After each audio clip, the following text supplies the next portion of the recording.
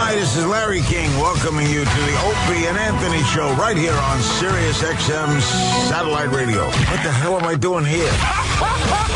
Isn't it brilliant? Forget it. The thing's out of control. Out of control. Great guests, interesting interviews, and of course, your phone calls as well. Gets my nipples hard. You know what I mean, son? Are you Out of your mind. It's not the most talked about, not the most written about, and certainly not the most listened to show in the history of radio, but I'm still proud to intro it. Oh, you're going to have a ball. There you go, lads. America's most trusted name in news, the Opie and Anthony Radio Show.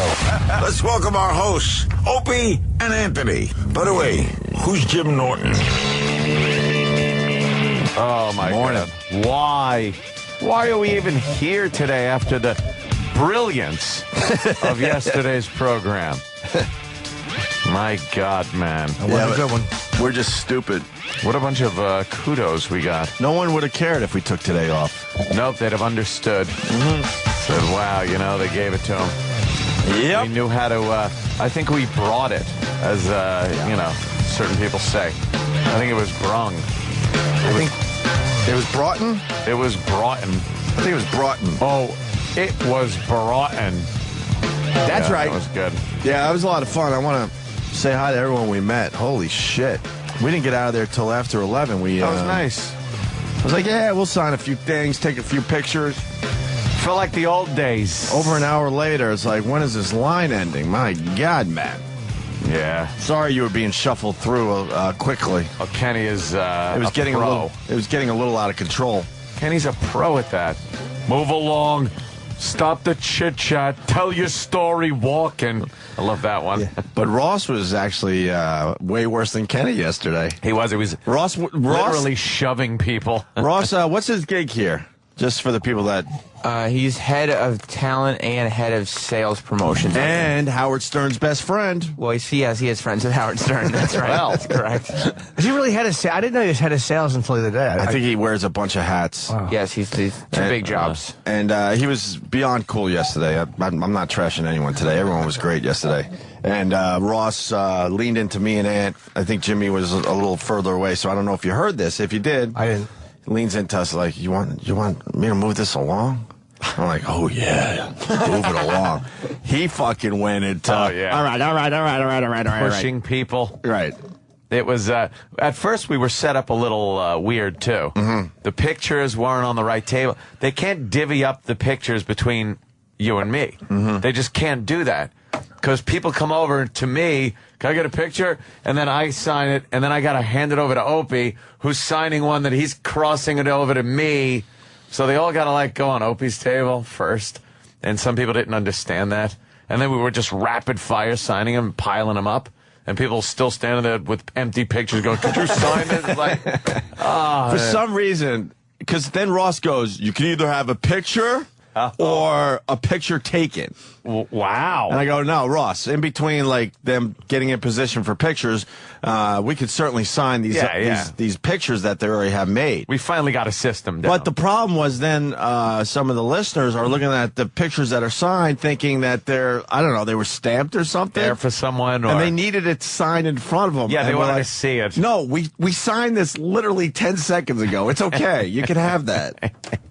And then worked there out was in the another end. traffic jam up because the people that were getting pictures taken were going in between me and Opie, and then we couldn't cross the pictures over for me to sign. And so it was a little logistically fucked up.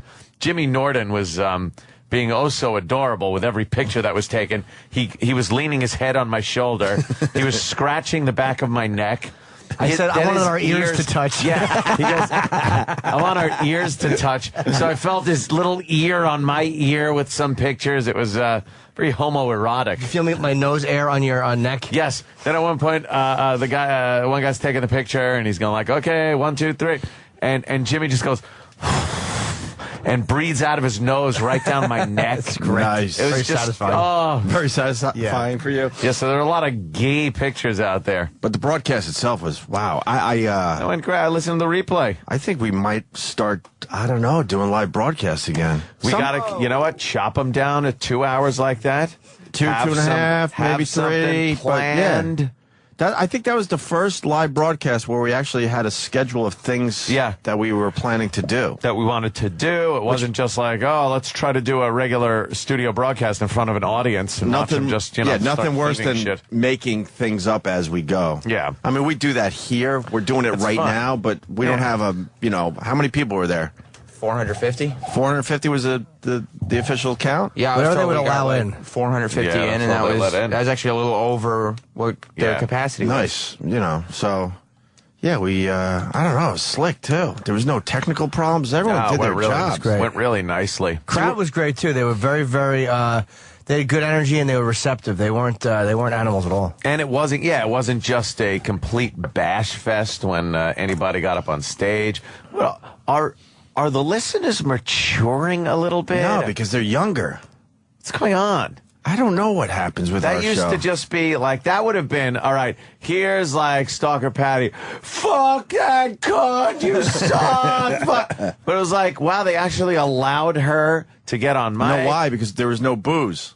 You think the Which booze we were puts real them over the top? We were all really mad. Like, you got to let our listeners drink if they want to drink. But I think in the end, maybe that's was the smart thing for this broadcast. That's like the Jekyll and Hyde formula for our listeners. I noticed one thing. We continue to broadcast the same demo. Yeah. But we're getting old, man. Yeah, and they're just... Like, they're all in their 20s. I'm like, what the fuck? That is odd. And we've been doing this for 17 years. So 17 years ago, we were talking to people in their 20s. Where are those people? They're in their 40s now. Where are they? Did you think that neither of you has matured? Maybe that's part of the issue. That's Is that probably what the happens, problem. you think? But a lot of other radio shows, Jimmy. but a lot of radio shows, the audience grows with them, usually. Yeah. Like, if you go to an Imus fucking live broadcast, what a fucking disaster that is. They all look dead. Because they're all now really old like Imus. Should be at a home. But for some reason with us, it's the same age constantly. Yeah. Really strange. Which is good, for the girls and stuff. Yeah. Well, there You were don't a want- few girls there, too. Oh, yeah, you old bag. A few girls. Yeah. But girls. A few girls. Beautiful girls. A few girls. I wonder why that is though. I don't That's know. a good question. I don't know why. It's very strange to me. They are the same as they were 10 years ago. Since I've been here, when you look at them, it's like it looks the same as it would have 10. They don't look older. A lot of radio shows that have staying power, I'm telling you, the audience just grows with you.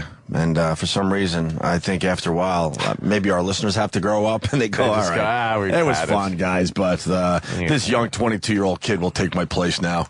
It is kind of a, we're very familiar with satellite radio. We've been in it and had it for years. But I think it is still kind of a younger demo media. Mm-hmm. It's not like some guy in his fucking 50s and 60s for the most part are going out and buying satellite radio. Oh, and this guy's saying, the 35 to 40-year-old works.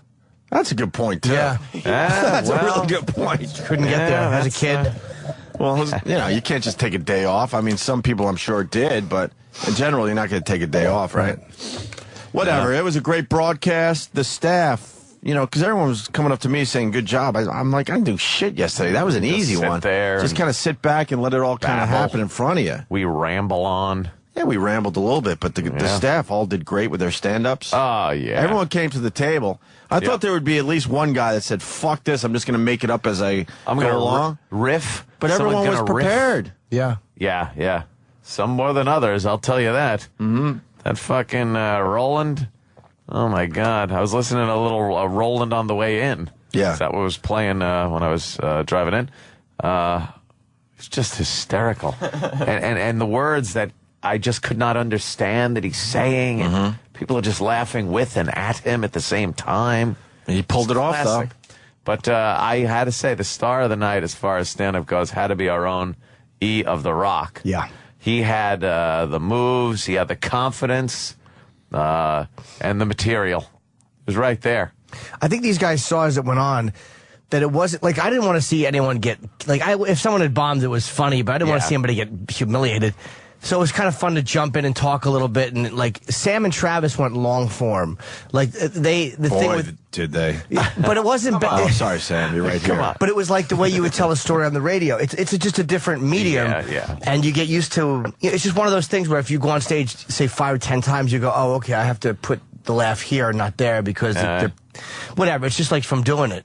But I thought it was good, and everybody did their own thing. And Oh, yeah. they're all funny dudes. It's like, you guys are not going to go up there and just fucking suck. Yeah. No, they all were great. Yeah, you all got something They all funny pulled it to- off big yeah. time. I mean, E-Rock was walking around that stage like he was a comedian. Oh, the cock of the walk, I'll say. He was the cock of the walk. E-Rock had a victory, finally. Jeez. Finally, right? That's all I've ever wanted from the fucking kid is to fight back and have a victory. It was like watching Rudy. Yes. Right, except spelled with a D. That's like a piece of shit.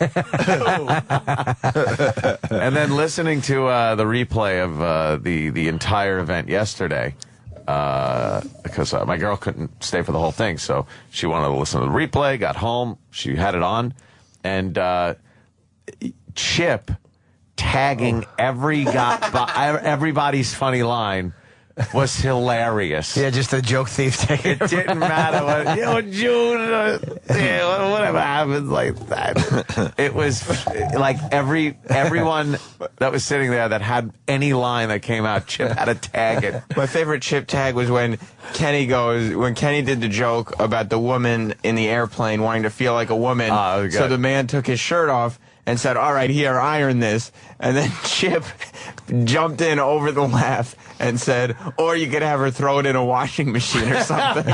Jesus. Just a guy who doesn't get it. Tagged everyone's joke. I'm It was hearing great. rumors there might be a Chip video. Yeah, it's, I mean, I'm just saying this for the audience. It's a 9.5-minute video on YouTube. Wow. That's completely insane. You do know that. It's an online TV show pilot that Chip is working on. Oh, okay. Chip TV show. It's on YouTube. A lot of people have seen it already. It needs work, but I mean, there's parts 2 and 3 coming up, and there will be more of Chip TV show. And they're all going to be 9.5 minutes? Oh, yeah, as long as we can. I mean, a sitcom's 22 minutes, and I figure this is just chock full of smart questions. You know, there's a lot of people out there, if you make a video that's more than a minute, they won't even fucking push play. We're going for 30. 30 minutes? I would love to. We're gonna try. We're gonna probably end up Wow. with 25 once all 3 parts are together. A solid Wow. 25. But they're meant to be watched back to back. Back to back to back? Yes.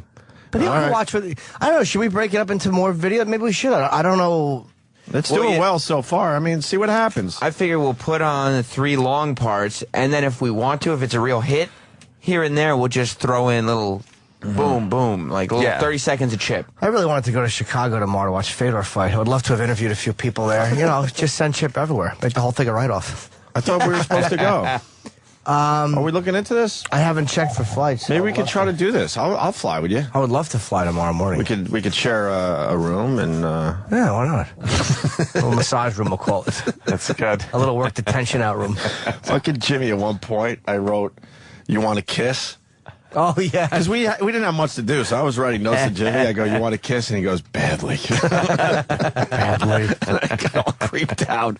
My little fun little line just creeped me out. I'm like, Jimmy he just will made make it so real. Yeah, he'll make a line like that backfire right in your face, along with a bunch of jizz. I was having so much fun. I'm like, I'll write this to Jimmy. Terrible. You want to kiss? And he just leans over. Badly. Hey, Danny did a callback yesterday. What was the callback? yes, the joke he did? foot panties. It's like, put my socks. Well, foot panties, Oh. sorry. Before we move on, the Chip TV link is on our Facebook page. Oh, which is Opie and Anthony. Facebook/Opie and Anthony. Okay. And like we said, this is part 1 of probably 3. So part 2 will be up maybe today or sometime over the weekend. Right on. All right. Rod Spit from Vegas. Opie, where did Troy Kwan get the mohawk wig? It's all his. It's all his, people. I was proud of Troy Kwan. was funny, yeah. I thought he was going to try to beat up the audience. He decided not to, which is nice on his part. I'm Yeah, curious had to how some the jokes. guys all felt about it. How did you feel doing it? Like, Sam, you're right here. So how was it? I felt much more comfortable on stage than I thought I was because I was prepared for a not as pleasant response from the crowd. Yes. But, I mean, the crowd seemed into it. Not into what I was doing, but like if I had done good material, they would have been there with me. So I felt good talking to them. I felt comfortable on stage. And That was good. Yeah. confident. And I felt that my material got what it should have gotten. Well, it wasn't that it was bad or uninteresting stuff. It was, I think a lot of people, because they're radio fans, knew Travis's story about the kick, and they knew your story about the circumcision because they're fans of the show. And you told it in a way that you would just tell on the radio show. You're like a Bill Cosby. That's how I see Sitting there myself. going, Oh, brother. it was 1965 when I I needed a stool or something. met my wife, Camille, and we decided. And you're just sitting there going, all right, get to the point. Bill Cockskin, actually, for the Cosby, because he talked about circumcision. He's a terrific storyteller, though, that Cosby. Yes, he is. He's terrific. Oh, jeez. Yeah, I thought it was great. I thought it was great from Troy's joke- everyone's standpoint. Troy's joke was very funny about folding over the Yeah, flap. fat. That was very good. Yeah. It was despicable and true. Where did you get that line from? That was too good. I don't know, because... Where's Troy? I bet Yeah. he wrote it, and it was good enough that he had a long setup that was kind of verging on Sam and Travis territory. Right. But then that joke completely saved him. Yeah, it did. That might have been the joke of the night. Or the day, was whatever. a good one. Whenever we broadcast, I don't know anymore. It I feels don't like the know. middle of the night sometimes. Iraq's Opie joke, to be all fair. Oh, yeah. I think Quite that a one big got response. the most Yeah, attention. that killed, obviously. I got the most attention. Because And, it's so true. We should get Danny also and I want to hear from everybody here how everybody Yeah. felt. How did you feel? It was fine. I mean, I've been playing in bands since I was 13, so Right. being on a stage was okay. And I've been in bands that tries to get an uncomfortable reaction out of people. So, I mean, that part was fine. But I don't ever want Was to that do your again. joke? What's that? The folding over the fat? I got a little help with my jokes. Oh, fair enough. Yeah. That was a great Punched line. up a little bit. Yeah. Hey, But, there's big time fucking comedians that get help with their jokes. yeah. And, you know, course. When these guys host these award shows, that's not their material. yeah. They get a whole bunch of writers. Yes. Like Voss. I never knew that, really, growing up. I Yeah. figured if you were a funny guy and they want you Yeah, to you host, just, that you you could know. almost figure it out on your own. That's Maybe it. get a little help here and there. But no, they get a whole staff of writers. It is a scary thing, though, because when you're in a band, you have other musicians on stage, you have instruments, you can Exactly. sort of, if you know, they can pick up the slack a little bit. But to just stand out there with a microphone and just expose yourself like that's a fucking scary thing. And you realize how talented these guys are that are doing But it. you guys all looked comfortable, though. Like, Fuck yeah. all you guys, nobody up there looked terrible. And it was like you guys all carried yourselves really well. Like, you should feel good about it because none of you panicked. None of you fucking fell apart. Like, if you forgot a joke or whatever, but nobody fell apart and fucking and fucked up. Danny, No, and everybody knew how to take a bomb. everybody did. I think being like, working for the show and just, grabbing Mike here and there, I think that kind of helps too. Yeah. 'Cause you get all that out of the way. And we've all bombed horribly Yeah. in front of all of you. And, so but it's like yeah, when and the- bombing is something where, like, if this was one of those shows where everyone fake laughed over everything anybody said, it would probably be horrific to go on stage and have an audience just be like, find out you're silence, not funny. and you'd be like, now what do I do? But because of this dumbass show, you look and you go, yeah, that one sucked. Yeah, I You're felt- like you embrace the bomb. I felt far stupider on this show than I did at any Yes. point on stage yesterday. well, you And I should. think you were a little nervous to go up there, right, Travis? Leading up to the event? No, I You mean, weren't happy that you had to it's- do it. It's just that, yeah, like But you pulled it off. You have to do it, and it's not something that you want to do, but you do it. But the second you get up there, it's like you don't even think about it anymore, which I was really surprised about. Just like Sam said. You guys gave us a day off yesterday. Thank you. yeah, it was fun to watch. I really felt like we were just sitting back and watching was something. great. And your closing line, Danny, you got, believe me, we've all done this, where you got the big laugh like 2 lines before the close. And then I always think of Florentine because I do this a million times where I go, Gary Greedy. When I do 2 more Gary jokes. Greedy. All the time you do that. And then you're like, what did you say? But you addressed it at the last line. You're like, I was hoping for a big laugh. Well, it sucks to bomb on your closer. on your closer, yeah. It's like, I know it's yeah, funny good because night. like Jim's like, oh, you're he's like, you're over, and I was like, well, and I knew I had just some more shit going, so I was like, I might as well finish it, Yeah. So I should have just bailed while I was ahead. No, but I like that you wanted to finish. I like that you Greedy. weren't. I like that he wasn't looking to get off immediately. Fuck yeah. I respected that. It was like you really wanted to do your stuff. Well, you know what? It's like I had some jokes. I want to see what happened. Yeah. now I know. Never do them again. But no, you could do it again though. You guys, I'm telling you, man, you guys were all funny guys. You should feel good about it because that's a fucking rough thing if you're not, especially with that potential of that audience to be terrible. Dude, it was really, for me, I can't speak for anyone else, but it was incredibly terrifying. And when I say that it's one of my biggest fears, like that's no joke. It was definitely one of my biggest fears. And not only that, but like if I was up on stage at like some open mic on a Wednesday night, like it would have been just as much fear. So it was even more so being, you know, in front of fans, 450 people. They know Hard Rock. who You guys are there. It sucked, man. Now let me ask a question. Any of you guys want to continue doing this? Maybe do an open mic or something? Fuck no? Troy says fuck no. Would you try it again? I would try it again. I think Danny would. Yeah, I think so too. I want to think be able Danny to do would. it without staring at paper and looking at people. That's all. Yeah. How about E-Rock? Would you try it again? I don't think so. E-Rock, you... E-Rock's retiring after one set. The champion retires with the belt. Where's Roland? Oh yeah, Roland fucking. I haven't seen Roland. Hold on. Uh-oh. Roland also, I'll say Roland's joke about Travis, no offense to Travis, was also one of the big laughs. That was a huge when he laugh. said Travis is the skinniest guy on staff. I could never keep up with his diet because I can't just sit drinking cum all day. And the thing is, like, you know, everybody, I think, was trying to decide whether or not to, like, work blue or, you know, try to... Yeah. So, you know, I had a whole bunch of blue stuff, and I was like, no, I'm not going to do that. I'm going to keep it clean. And then, sure enough, the cum-eating joke gets a big pop. But then Roland did another cum joke right after. It was like, Roland. Yeah, I forget what it was. It was Danny... Jets, New York Danny Jets. made I thought Roland was going to be a complete disaster up there. I really did. I thought you were just going to fall apart. No, but you fucking pulled it off. You enjoyed it? You did good. And you looked way more handled it. confident on stage than I thought you would. He handled Yeah, it. it's called alcohol. Yeah, there was also... Did they really throw a There's a funny thing going on with a certain group of staff members Sober Sam. trying to get Hard Rock Johnny, like, look, I know you don't serve before noon, but you have to give me something. Let me tell you something. From what I hear, and I'll use the rules that firing squads use, where they give one guy the empty magazine so as to never know if he might be the one or one of the other guys that didn't shoot the round. But you I'll always say that one person didn't drink before they went out. That's obvious. Well, you don't know. It's not obvious. fair And enough. it's plausible deniability is what I'm going for you. Fair enough. But everyone else had to fucking blast one down before they went out there. A little glass of courage. All right, one. Yeah, he doesn't care. 2 doubles. I thought... Oh, yeah, they were drinking. I would have guessed 2 on I staff. had 2 guys. 2 shots. Oh, wow. I was ready to go. Wait, I was, like, even- talking to people like, hi guys. Even what's going E-Rock? I had 2 shots of Jack. Holy shit, I had no idea. Possible deniability. There it goes. I was drinking bourbon with a straw. Trying to get a head rush for the straw. Troy, did you drink? I would never do that. Troy. Wait, you didn't drink?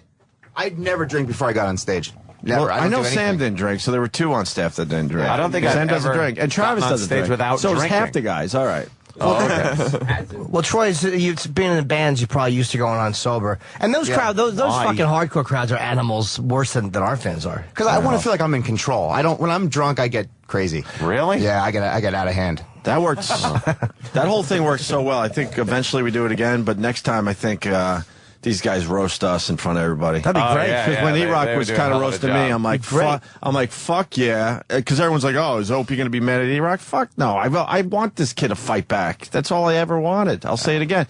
But if we get these guys all roasting us in front of a fucking live audience, yeah. that That'd could be be a huge. lot of fun. Yeah, That'd be the huge. staff stand up, staff making love. And then afterwards, we all jerk off together. Can you imagine the disaster if that was our closer? If everyone just started jerking off, like how awkward it would be for the crowd to leave, and how they'd try to close the curtain at the Hard Rock. What are they doing? We just make a jizz fountain in front of everybody. I love the idea of them fucking just shredding us. Yeah, Roasting because us. we Yeah, can't that is good. just redo what we just did, but No. that would be a nice take. That's a good one. Yeah, absolutely. Didn't they talk about an Opie and Anthony roast or something at one point? We had discussed that. I think that'd be a fun fucking. But only get these guys and people that are close to the show. We've been talking about that honestly for 10 years. We should do And that. I think it just scares us, so we've never pulled the trigger. I Opie, it's fun. Fucking get. But We started talking about that at NEW, I know. get guys like Bobby and Voss and Patrice and guys that are close. You know, Oh, that could completely but- rip us apart. Yeah. Yeah, that'd be good. But that's you know. that's who you want. Yeah. Kenny, all the guys that we're Bobo. close to. Kenny. But believe me, Bobo and Patty would be great just because it'd be so awful. One of the funniest fucking things with Bobo yesterday was when Jimmy just goes, "You're panicking." What was he doing? I do feel like we're not crediting Bobo for his 3 minutes. Everybody Wow, else, that was an amazing 3 minutes. You mean when Bobo came up at the Art of Art Cafe? Yeah. Welcome to Art Bar Cafe. And he just doesn't connect with the bad. audience. No, He doesn't no. connect with anybody. We slowed him soulless. down. We told him he's soulless. When Bobo did a 7-minute set at a comedy club, it was 2.5 minutes. When he came up to do a 3-minute set, it was 6.5. Yeah. It was that long? It was 6.5 minutes Oh, yesterday. God, he sucked yesterday. He was so bad. And also, for one-man band, he whips out one frying pan and an empty plastic bottle. Empty plastic What a- bottle. Yeah, he finally has a chance to do this bit the Yeah. one bit that has worked in the last 6 months with him, and he shows Banging a up like balloon that. into a cotton ball. Fucking idiot. It's not disturbing anyone. And his stories were, oh, God, just horrid. Then again, we're acting surprised that a potential autistic wasn't a good stand-up. Well, he aspires to be. Yeah, he better hope that's all it is. Yeah, that was just dreck. Oh, it really was horrid. Patty was pretty good though too, singing. Like she was, even though she's, what was the line she was? Unfortunately, that was stuck in my head. Patty's version all night. I just kept going around going, no, no, no. No, no, How no, was no. she saying that? And go, Go, go, go. She always does something weird when she sings that just fucking repeats on you. And she completely had no idea what the verses sounded like at all. No, she was winging it. She only listened to it 10 times, she said. Halfway into the verse, she was ready to do the next hook. Yeah, all she wanted to do was the hook. No, no, no. No, make go, go, go. Tried to make me go to rehab, but I said no, no, no. No. Yes, I've been back one time. If my daddy thinks I'm fine, he's tried to make me go to rehab, but I won't go, go, go. Go, go, go. I'd rather be at home with Ray. I ain't got 70 days, 'cause there's nothing you can teach me that I can't learn from Mr. Hathaway. I didn't get a lot in class, but I know it don't come in a shot glass. They tried to make me in a shot glass. They tried to make me go. She doesn't know. She just goes, I don't know the song. Used to sing it, by the way. Her career. I said they tried to make me go to rehab, but I said no, no, no. No. Yes, I've been black, but when I come back, you'll know, no, no. I ain't got the time, and if my daddy thinks I'm fine, he tried to make me go to rehab, I won't go, go, go. The man said, I want another version of that from Patty. I don't know why I enjoy that. There's something about her voice. It's like I don't know whether to strangle her or tap my foot. She's got a good voice. Yeah, Tap she's your not foot on bad. her It's weird. head. But she loves holding notes. Yeah. Oh, she does. Like, in the song, like she did the same thing in the Kesha song. Like Yeah. those notes are not held in the songs, but she loves to hold on to those notes. She doesn't want to let those notes go. But it's fun to listen to. No. Try to make me go to rehab. She sounds British. No. You want like a regular karaoke version of it from Patty? From Patty, Like a but produced. let her know the version. Like, Oh, yeah, let her know we'll the song walk a her, little yeah. bit. Yeah, man. That's hard. You don't know We'll the do it. tempo of the song. Do it next week. All right. Yeah. You want to go to break with someone's set? I think so. Yeah. People are asking because they weren't able to listen yesterday if we're going to replay this thing. We should have maybe replayed it over the weekend. Yeah, we'll play Is there it. a slot somewhere? Yeah, we'll probably play. It'll probably take up most of the worst of the week countdown. Oh, that's fair enough. Well, 'Cause yeah. I'm sure there are dead spots in there. So if you clean it up and just give the highlights, that's good enough for the people. We're just gonna do like everybody's sets. All right. So It's the bombing, right? no. We're gonna highlight. We're gonna replay the bombings. Oh, man. I kind of want to take the staff to lunch. I've been saying like I want to take all the guys who went on to lunch. Fair enough. But it's raining. Leave two of them behind. You didn't let me finish. But it's raining. Everybody on staff was just like, lunch? And then I remember we went to lunch in like 2008. All right, well, we'll do the right thing. I see, let's see, 1, 2, 3 burgers and 80 tons of krill. Sorry, Eric. Still works. Who do we play Still to break? works. Well, do you want to play one of the really good ones or one of the... Don't suggest Bobo. Bobo's, I mean... Bobo was painful. You think so? Travis and I thought that the audience wasn't fair to Bobo. They were making sounds like, what the fuck is he talking about? Who said what? Travis and I thought the audience wasn't fair to Bobo. We Oh, he God, lived. don't do this.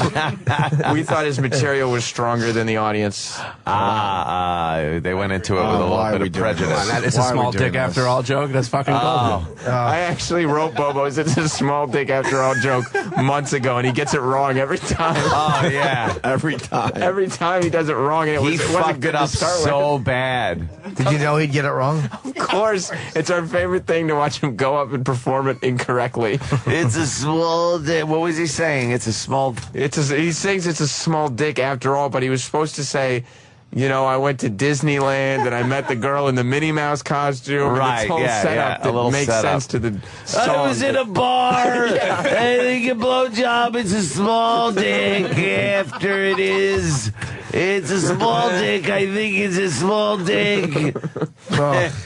Disaster. It enrages me. Oh, just annoying. Just goes up and thank you. Fucking blathers. It's just unconnected blathering. No punchlines at all. There's no connection. No. It's like watching fucking radio waves fly over your head. You know, that's what it's like when you watch him. It's like, or smoke. You look, there's no interaction with it. There's no connection to it. I don't even understand why he's a fan of the show. If you have no concept of what's going on, how do you become a fan of something? Yeah. Jimmy's reaction was great. It's like, what are you doing? It's sitting there. Words. Words. That was driving me nuts. I think Ann had the best Bobo line ever yesterday. What did he say? I don't want to blow it. Oh, is it on the thing? Okay. You should thank the flat tire on the way to the abortion clinic. That's one for the ages right there. Bobo. Yeah, or the flat tire on the way to the hospital. So why don't we play the Bobo set? Oh, boy. And we'll talk more about the live broadcast. We'll play highlights all morning, I guess. Yeah. All right, we could do that. And pick lunch for the guys. Where should we have lunch with the guys? Oh, wow. Well, we have a nice breakfast spot we like to go to. Do we? Oh, yeah. Wow. Really nice place. Is it the place we used to go to with Bob? Oh, yeah. Oh, with the guy with the fucking potato salad hat. Oh, not that place. Oh, that guy, the fucking wok hairdo. So can I stir some vegetables in your hair? What is that on your fucking head? You're not fooling anybody. Hi, how are you? I don't know. Fucking ghoul, how are you? Fucking riff-raff in a Gene Simmons wig, how are you? It's the Fine. worst with that wig. And he's a huge fan, too. Oh, well. He's the best. Nicest guy, but He just is hard to look at. yeah, I'd love to eat there with the guys. A little right. pricey, though. And it's raining. And it's raining. Yeah, And you it's don't- You Friday. don't take the guys there on And- Friday. No, we'll figure it out. All right, Bobo in the break? Yeah. From yesterday's broadcast. I think Bobo wants to do 3 minutes. I forgot about Bobo. Holy shit. What a treat this is. I did All right, not cool. think you were top E-Rock just now. Damn. Oh, he can. That's it. Eager to get to the stage. Bobo. Hello, Daniel. Hey, good evening, Ord Brock! Just say hi to an We're here at the Aardvark Cafe. The Aardvark Cafe. Bobo, slow Wait, it we down. need the intro, Bobo. We need an intro. You got Bobo. Wait, hold on, hold on. Kenny will intro you. Get on stage. You're panicking. Look at him. He's freaking out. You're panicking. He's pulling up his pants. Exactly. Put some socks on. Get with you. Look at him freaking out like he's not going to fly Qantas. Believe it or not, but believe it, we got an extra. What happened? We hear the mic. No. Believe it or not, but believe it, we got an extra special guest. Who is it? Who is this mystery guest? And what I mean by special, here's Bobo. Bobo. Yeah. Bobo. Good day, Ord Brock! counter at the supermarket recently. I don't know. I saw these two people that were mentally impaired. Mostly all they do is just pack the bags. They just load the bags, but these people were speaking in some noise or something, and I know these guys weren't deaf. All right, they could hear perfectly because I freaking tell them to pack my bags, and they do that. But I've always noticed he's making some noise. I don't know what they were doing, but they clearly freaking understand what they were saying. They were going, and then the other one going, and I said, what the fuck are you saying? Any people freaking understand what they're saying? Bobo, they're still your parents, dude. Come on. Give me some new language. I should just start speaking. Bobo. I should just start speaking to everybody like that. These guys in the supermarket going, what the fucking guys, all right? I don't go to your jobs. I don't go to every one of your jobs and heckle you. Bobo, don't listen. Bro, you're doing awesome, dude. Don't listen. Right? Work through it. Work through it, Bobo. Bobo, you got to connect. You got to connect with the audience, Bobo. You're not. Go ahead, you talk. Why would I talk? Go ahead. And you freaking people from Philly suck. You guys from Philly, you're gonna collapse, and we're gonna make the playoffs. It's gonna be the reverse of 07 or 08. You guys. All your freaking teams in your city are gonna suck this year. What happened? It sucks. Your Phillies suck. Your Eagles suck. Your Flyers suck. And the 76ers suck. He's doing great. Yeah, he sure is. God. Get back to your material, Bobo. Let's go. Come on, Bobo. Get to the material. Stay on focus. Do another bit. Another Not joke. being professional. Or do some crowd work. Something. Another I'll joke. tell you a little bit about this time. I almost got my dick sucked at a bar. There you go. I'll tell you about it, right? Yeah, at a bar. The bar I go to, right? This woman offered New Year's party. All of a sudden, she freaking comes out of the bathroom, freaking laughing, saying, "It's a tiny dick, it's a tiny dick, all right. It's a tiny dick, all right. It's a small, small dick." Oh, God. I'm laughing the whole bar. I get freaking people laughing. And I all of a sudden see freaking people with the slide whistles all of a sudden doing what Ant does. Bro, freaking whole bar freaking ruin New Year's. What, preparing to shoot you in the back of the head? You're not, Bobo, you're not connected. What you got to do to connect with the audience is you're just coming out and you're yelling words eagerly. You have to connect a little bit. You can't be so wrapped up in your head that you're just not interacting Yeah, at slow all. down, relax, talk in a normal voice. You just ran out. Words.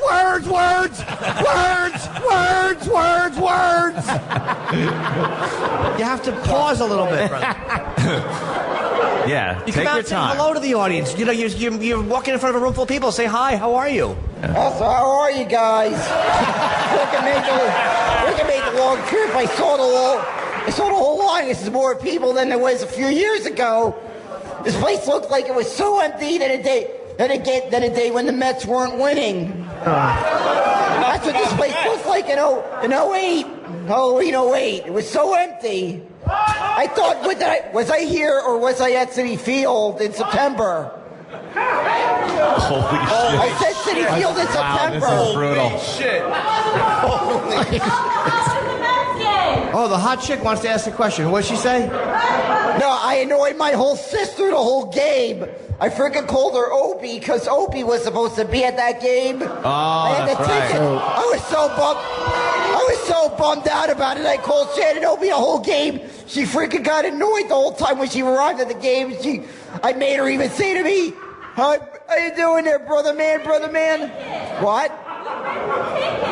What? Yeah, you ripped the ticket. That's why I couldn't go, Bobo. You did. Now the barcode part, ticket. that ticket worked. I gave my sister. Holy shit. Dude, listen, it's not a good delivery. I invited you, Anthony. Didn't you see the invite on Twitter? Yeah, yes, I gotta go. I invited you, Ant. I'd have gone with your sister. Yeah. These stories are fascinating. I invited you to the game. Cards are easy to fuck. And 2 more years, Ant. 2 more years. All right. And then she's too old for me. What do you mean? And then she's been too old for you for 8 years. Well, Well, Jimmy was also Bobo, you're done. invited. Yeah, Bobo, thank you. Nice hand for Bobo, you're Bobo. done. Bobo, oh my God, what a great job, Oh my Bobo. God. Just noise. Holy shit. Just fucking noise. Wow. This is The Virus, Sirius XM. And now, the Opie and Anthony Show.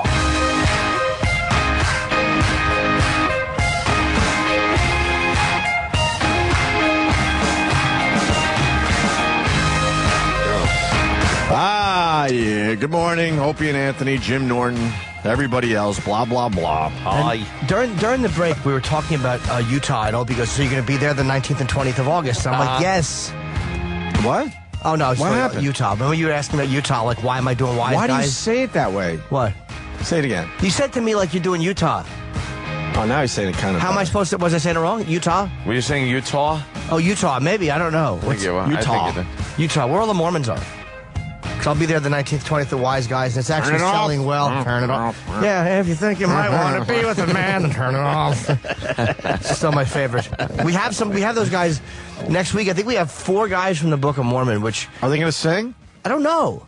Maybe they could sing something else because they have good voices. They're fucking... They're trained.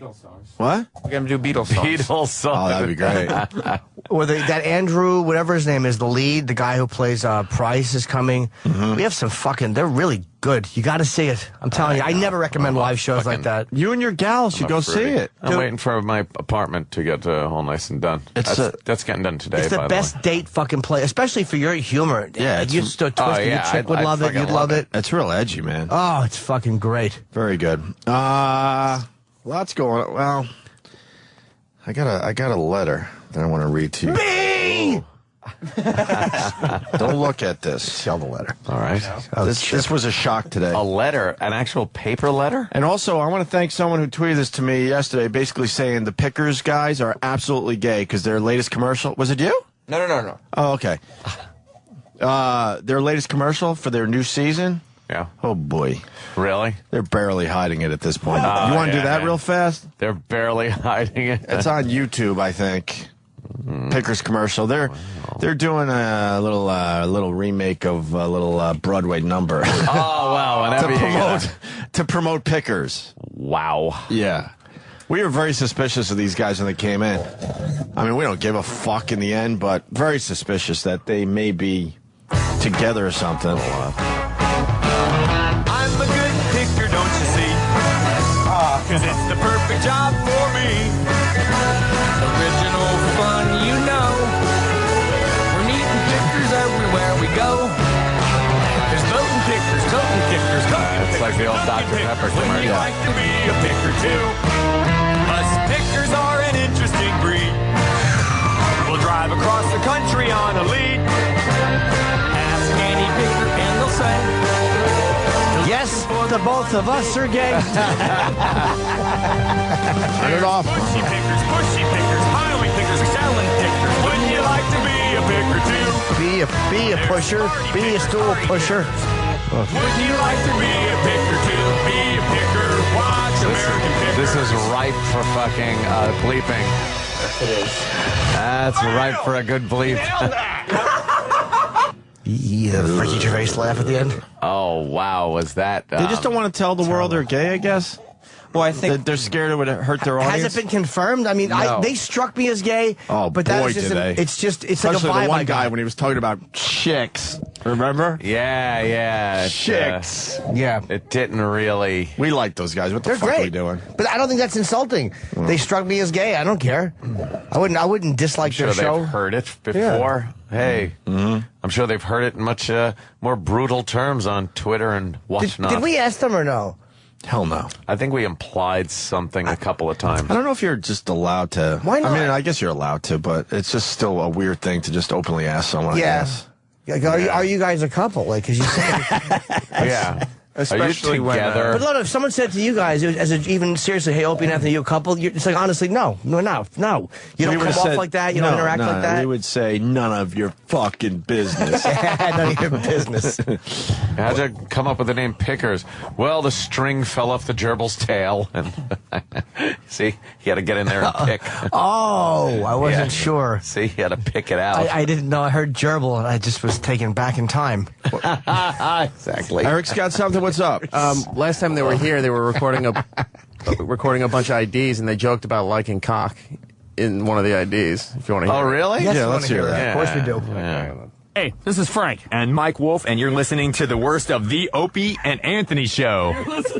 I love black cock. Is that something you just blurt out? To be fair, there's a sign in Derek's studio that says "I heart black cock," or there was. That there is was true. at the time. I do remember that. Yeah. However, they're the only people that have decided to acknowledge it. They were the only ones Yeah. that acknowledged it. Okay, Yeah. all right. Yeah. Most people wouldn't even. or Say say that's a weird sign and not read it out loud. All right, here's a letter that came into the show. We rarely get letters. It's official, too. Hi, guys. My daughter, Caitlin, I regret to say, gets a kick out of you guys. We're playing a little game, so focus. This person regrets to say that his daughter, Caitlin, gets a kick out of us. She's a Hofstra graduate who majored in music and business and has interned in a number of music companies. In any event, I am sending her resume to you so that perhaps you might forward it to the right person at Sirius. It's the least you can do after and I'll stop right there because it'll give it away for now. Who is this letter from? There's some really good hints in here. Okay, can you read it again? My daughter, Caitlin, I regret to say, gets a kick out of you guys. This Okay. guy's not happy that his daughter likes this fucking show. Yeah. And then, trying to get her a job here. Wants us to pass the resume along to somebody. And it's the least you can do after and this person did something to us. Howard Stern. After is this person Ken Stevens? No, that wasn't a bad guess though. That was good. Is this? Wait a minute. The last line will give it away. So Gary Wall? Wow. No. Oh. Good guess though. Oh, this is fun. After It's not going to be good, obviously. After blank. Sued us? No. But they want to let her got us fired? Maybe. After I went to jail, got arrested for you? No. Ant's warmer. Yeah. Ant's warmer than Jimmy. Got us in trouble in some way. Dave Douglas' daughter. You're right around it. Put up with your shit? No. This person doesn't put up with our shit. After I wore a wig and went to Thailand? Ant's really close. Shit. Really close. Is it a writer? No. Is it on anyone of any public note? Do we know him publicly? Yeah. Yeah. People know this. Oh, yeah. People know this person. Yeah, that's the only reason we're doing it. If it was inside, like Ken Stevens or Gary Wall, I guess that would be interest to some people, but not the masses like this one would be. After I fuck you both in the butt? Oh, shit! God damn it, people got it on the phone lines. I'm not looking. They're just guessing. And they got it on feedback. I'm really not looking. Was this person ever on our show? Oh, yeah.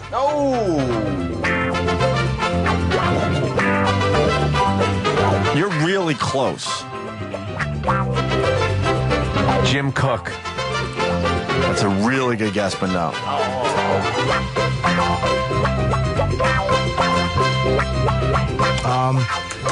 Steve, St. Patrick's Cathedral. Wow, am I bombing today? I was actually, right before you said that, I was going to say Steve the Whistler. Taking Jimmy's close. That's the security guard. No. That what? What was the security guard that ratted out at St. Pat's? No. It has something to do with St. Pat's. Yes. Oh, yes, it does. Paul Mercurio? Everyone's got it, Ant. You're tired today. You were right there. Maybe I should answer one of your questions better, so I might have thrown you off a little bit.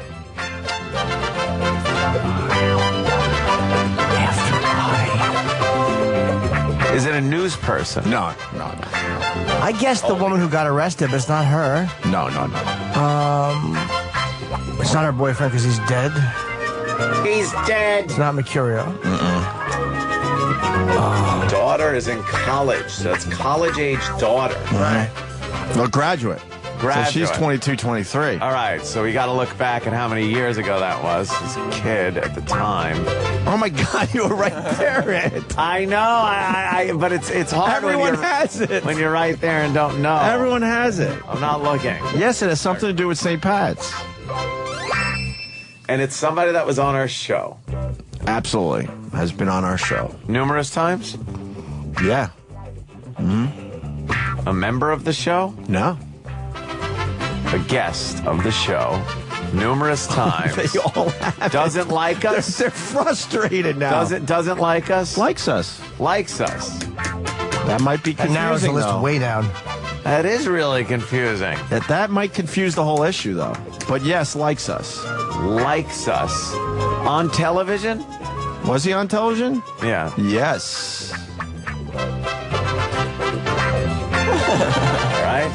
You already knew ahead of time. Damn it. Dude, Bill Tetley? You're just making a circle around the answer now. I know, but you can't get any closer. It's very difficult. You got all the parts. Just name very it. difficult. Name this person. You don't understand. You know, so you could look at this in hindsight. But these guys didn't know going into it. They probably fucking cheated. How did they cheat? Researched something. Put the parts together. Involved with St. Pat's in some way, shape, or form. Yes. Is it, no, it wouldn't be. Because he Oh, my wasn't on our God. show. In all fairness, Bill Donahue? Oh, my God. give yourself a bell. I wasn't even going to think that. Give yourself a bell. That's funny. Wow. We got a letter from Bill Donahue. For the people, because we do have newer listeners, he was instrumental in getting us fired for the Sex for Sam thing. Yeah. I mean, if he didn't grandstand and make every TV show on a slow news week, Yeah. maybe, I'm just saying maybe we would have had a chance of skating. Maybe. But man, he wasn't going to let this issue go anytime soon. Since then, we've had him on the show. I have a love-hate for the guy myself. But he's done a lot of radio with us in the last 7 years. And we got, by the way, to let people know, when we first came back on, he had done something public. And we were like, fuck him, let's get him on. Let's get him on and brutalize him. And then he came on the show, and we found him to be likable. And then I wound up really hating the attorneys and the company that fired us as opposed to the guy who didn't get us fired. Donahue did the right thing in the end. I'll say that much, because when we were coming back, he wished us nothing but the best. Yeah. And I know XM at the time was really scared if the Catholic League was going to go after us again. And Bill Donahue was like, no, man, that's done, and I wish him nothing but the best. So that helped on K-Rock, too. Yeah, absolutely.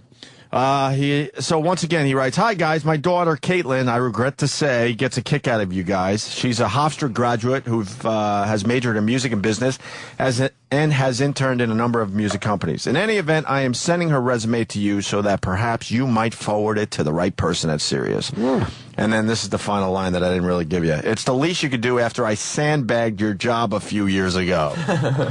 Sincerely, William Donahue, President of the Catholic League." Oh, there you go. This fucking asshole wants us to get his daughter a job?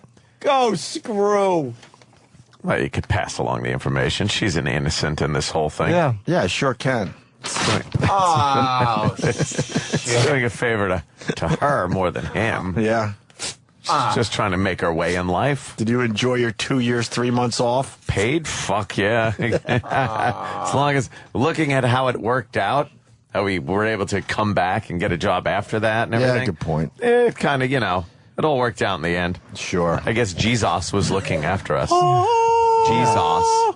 And by the way, and if the lawyers had not been such cowards, yeah, we never would have been fired. The show never would have been fired because Donahue was not on the board and he's not an attorney. Shouldn't have been. Yeah. Any more than Jack Cafferty, when the CNN happened, when he said something about the goons and being all thugs in China, the government, and the Asians were protesting, and CNN didn't buckle like fucking pussies and fire them. Nothing happened. Yeah. Nothing happened. It just goes away. Who was one recently, too, that they didn't fire? Somebody said something, like Tracy had to apologize, he got in trouble. Who got in trouble recently, but just nothing happened? Fuck, I don't know now. Where's Joe Coy, was it? No, Joe Coy said he was sorry. Oh, someone bigger, right? Someone that could be fired and news wasn't. person, It was I a think, news or something. person or somebody on TV that did something, and they didn't. Nothing happened. They and just that was sort of it. wrote it out, and he was fine in Of the course, end. I remember who it was. We should get his daughter a job here. Oh, yeah. Oh, yeah. Oh. We should. Oh, don't say that. Oh boy. What? What happened? The way you said it. Oh, yeah, we should. Is that the what you call the ultimate vengeance? Oh, yeah. Oh, come on. Oh, yeah, it is. She's probably listening right now. Hi. All right, listen. Hi, Caitlin. The real Jim Norton at gmail.com. If you really want to get even with Dad, bring me home. Oh, God. Let's see your resume, man. Your resume may be good. It's like, maybe we just pass it along. And you know what?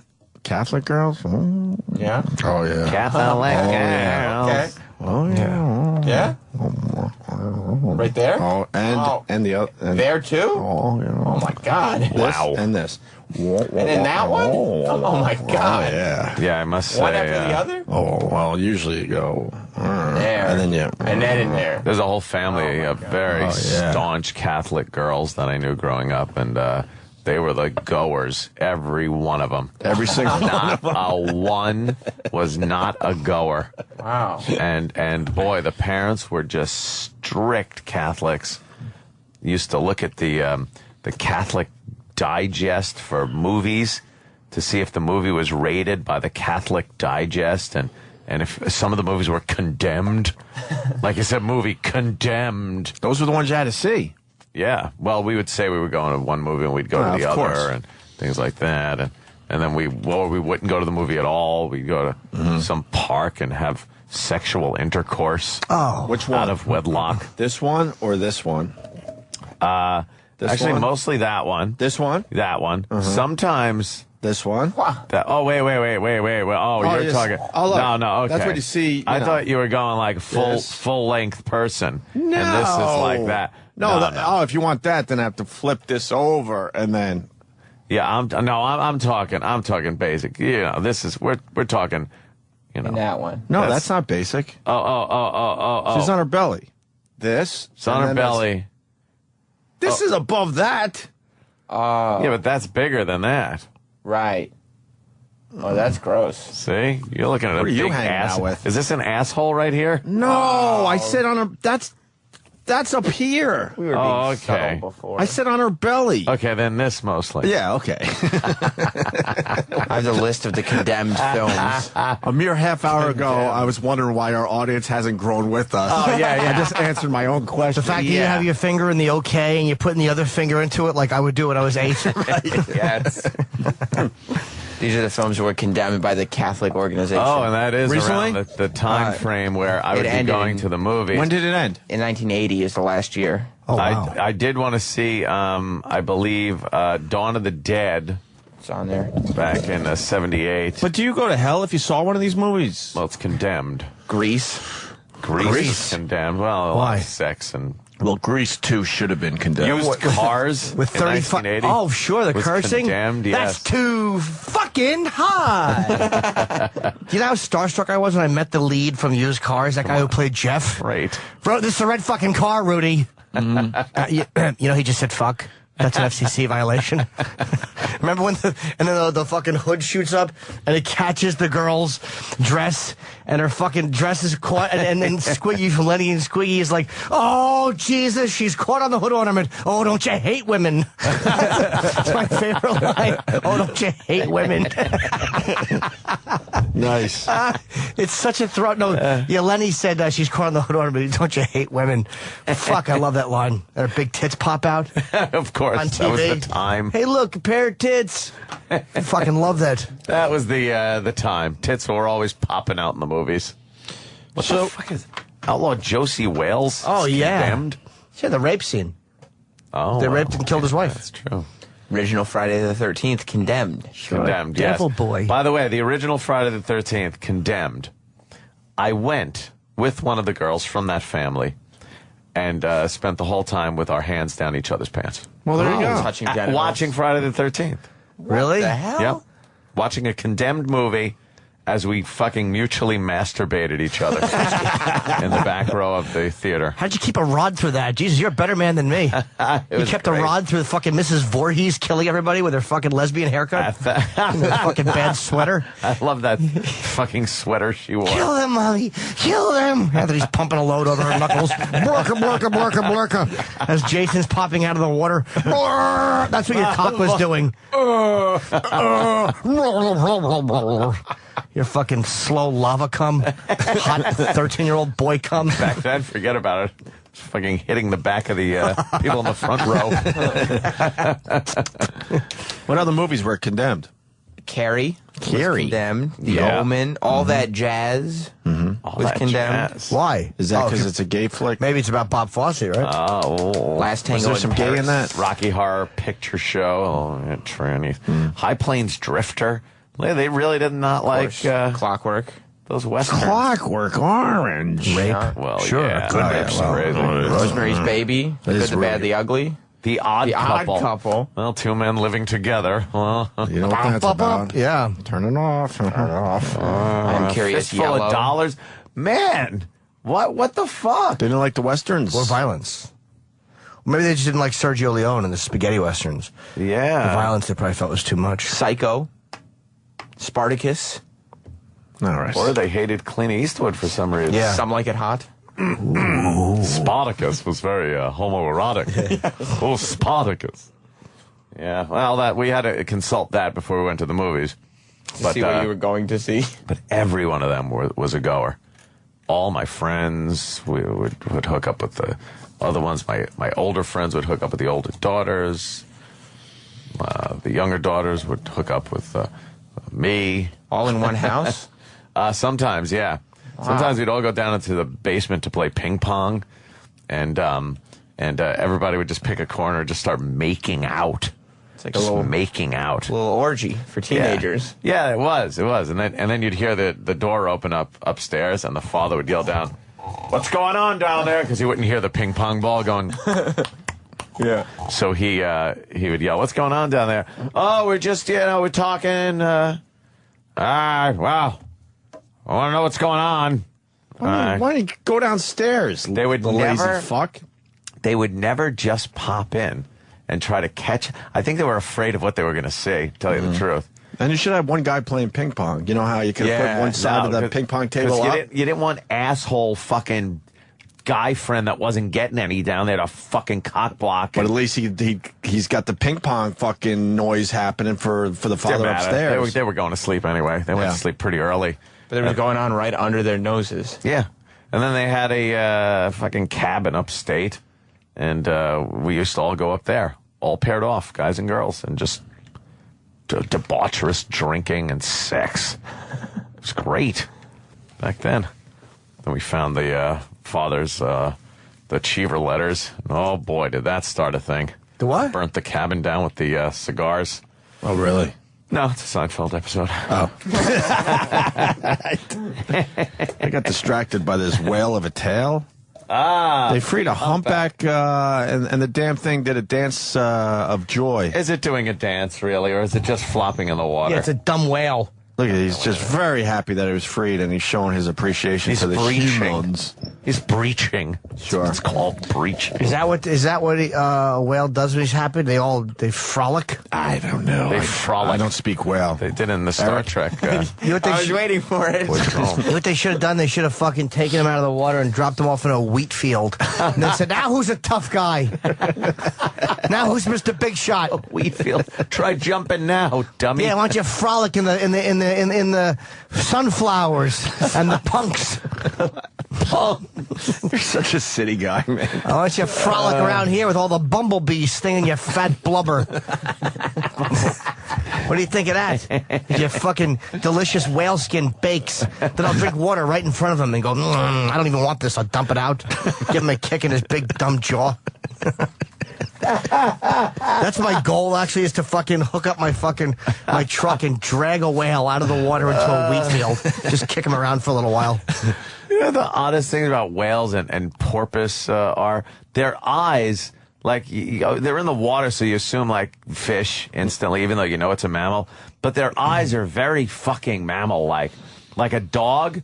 You know how dogs are expressive and you know that they're fucking, they're pissed or they're sad or something like that? You look at a dolphin's eyes or something like that, they're so weird. Yeah. They're like, wow, there's something going on in there. Very human-like. There's something going on behind those fucking peepers. Oh, Jesus. Where's that, Japan? Yeah. Fucking shit country. There's a giant whale on the back of a semi-flatbed being pulled through the streets with just blood all over the fucking place. That country makes me sick, the way they treat whales. They're just terrible. They can't even transport them properly They're after they awful. fucking kill the thing. Awful. Big tails just dragging on And the no ground. one's even horrified. They're just used to seeing that shit. No, they walk by just thinking, well, we're fucking doomed. The fuck are we killing everything? I would just slap it. I wouldn't kill it. I'm not even an animal guy, but what Give it the a smack. fuck? How many whales do you need? A lot of meat. Yeah, it's true. I wouldn't even make meat out of them, though. I wouldn't even make... No. I would just make whale sandwiches and give them out. If you didn't want it, throw it out. There's a whale sandwich on rye. I don't want that. Throw it out. That would suck, a whale sandwich. Yeah. All fatty. Just a big... Gristle. It's a 7-inch thick piece of blubber between 2 pieces of wheat bread. Oh, God, would that be horrible? With low-fat mayo and a glass of milk. Here's your whale sandwich, shitface. Mouth's watering. No, it's not. His back is itching because he's afraid they're going to cut it. Sorry. So you went the other way like he was the whale. He had a good joke that he said in my ear. Oh. He said if he ate a whale sandwich, it would be cannibalism. Oh, see? Yeah. I love the self-deprecation. Or cannibalism. Oh, jeez. Instead of cannibalism. It's horrible. Yes, because you're jealous. They use a lot of the whale things in China and in Japan. I mean, for these weird rituals and these ancient fucking bullshit disproven things. Oh, the fin. They'd throw the whole whale away and keep like 1 square inch of one of his fins and sell it for $1 million because it gives you boners. I was going to say, it makes your penises hard. Of course. Yeah, vicious. Yeah, right. Well, listen, you heard about, what's his name there, the Yankee guy, right? Hideki Irabu? Hideki Irabu, oh boy. He was the one that George Steinbrenner called, what, a big pussy toad or a big fat pussy toad or something? Yeah, that must have stuck with him. For a long time. Yeah. He didn't do well. He hung himself in L.A. Yeah. He didn't do well at all. He came in, and they would talk about him as the Japanese Nolan Ryan. He went through, I think, the Nolan Ryan? Yeah, Nolan Ryan. No one knew who that was. And he went through the, I guess he pitched in a little bit of like double-A, triple-A ball just to warm up. And then he came up against the time. I'm from memory. I remember the Detroit Tigers. I could be wrong. Was his game, and he struck out. I think the first 6, which I just read. And he won that game. He was very good. And I think the next game he won, but he wasn't as good. And he just never. They said his best moment was that fucking first Yankee game. That was it. Yeah, I think he went to the Dodgers after that. He was all over the place. Why did I look this up instead of guessing? No, I think he only won 29 games for the Yankees. I think I read that today. Padres? Is that about right? 34 and 35, I think his record was.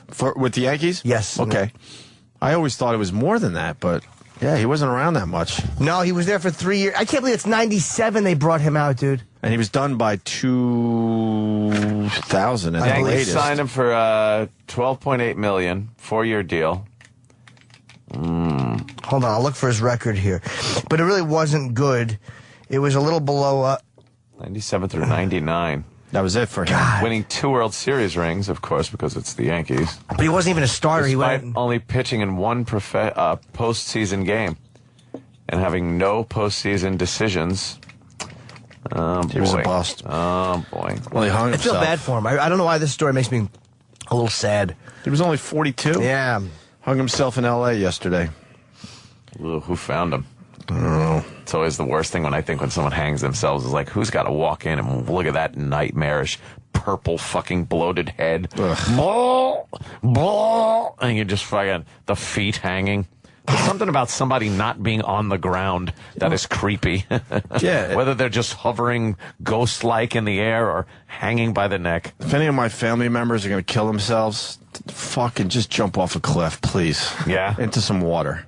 With a note. Really? Or maybe a video proving that you jumped so we know then you're they gotta really gone. Pull out a floater out of the water. Yeah, but I don't want to Loaded. have to go into one of my siblings' apartments one day find it. or houses and find you hanging. Don't do that to us. And that's true. If there's a floater, somebody reports it without really looking at it. Right. And then the pros got to come in. Well, the guys that signed preferably up for that shit. Preferably in shark-infested waters would be nice. Oh, totally eaten, totally gone. Yes. Jump off a cliff into shark-infested waters. Make it easy for the rest of the family that is left behind.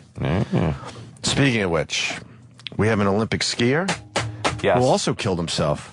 And this guy won a silver medal at the last Winter Olympics. That's probably why he killed himself. There's a gold in front of it. He missed the gold. And by how much? Was it 0.00001 second?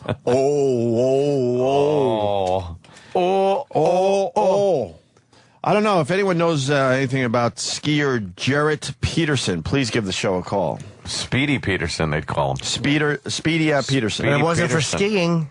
Oh, maybe that was that the was problem. why. Really? Oh, boy. Yep. Well, he called 911 before he offed himself. 911. And this guy wasn't playing. He called 911 and said a few things, and that was it. Yeah. What did he say? This is really creepy. You want to hear it? Yeah. Yeah. This is really creepy. How'd he do it? How'd he off himself? I don't. Yeah. Oh, wow. That's the real deal. Well, not like hanging, is Which it? is worse, you think? I think hanging would be worse. Way worse. No. Gunshot's worse because if you hanging to me, I don't know if it's more painful. But I've seen guys do it. Like, I've seen all those videos where the guys have done it just sitting down. There's ways when you're hanging yourself where you're not just going to break your neck where it's a slow go to sleep. You choke out like you're getting the sleeper hold put on you. But a gunshot, if it goes wrong, I would always be afraid to shoot myself because it is survivable and you never know. Like, oh, then you wake up in the hospital, you don't have a face. Fuck, your eye is gone. Like, really fucked. Like the guy who shot himself with a shotgun. Wow, he was... I don't want to lose this call. Ursula in Connecticut. Hideki. Oh, sorry. Ursula. Hi, guys. Hey. Happy birthday, Jimmy. Hey. I can't believe I'm actually calling you guys to say this, but it kind of... I've been listening to you guys for a really long time. And you're welcome for all the laughs. Yeah. Yes. How about you start with a, But in 2005, my husband hung himself.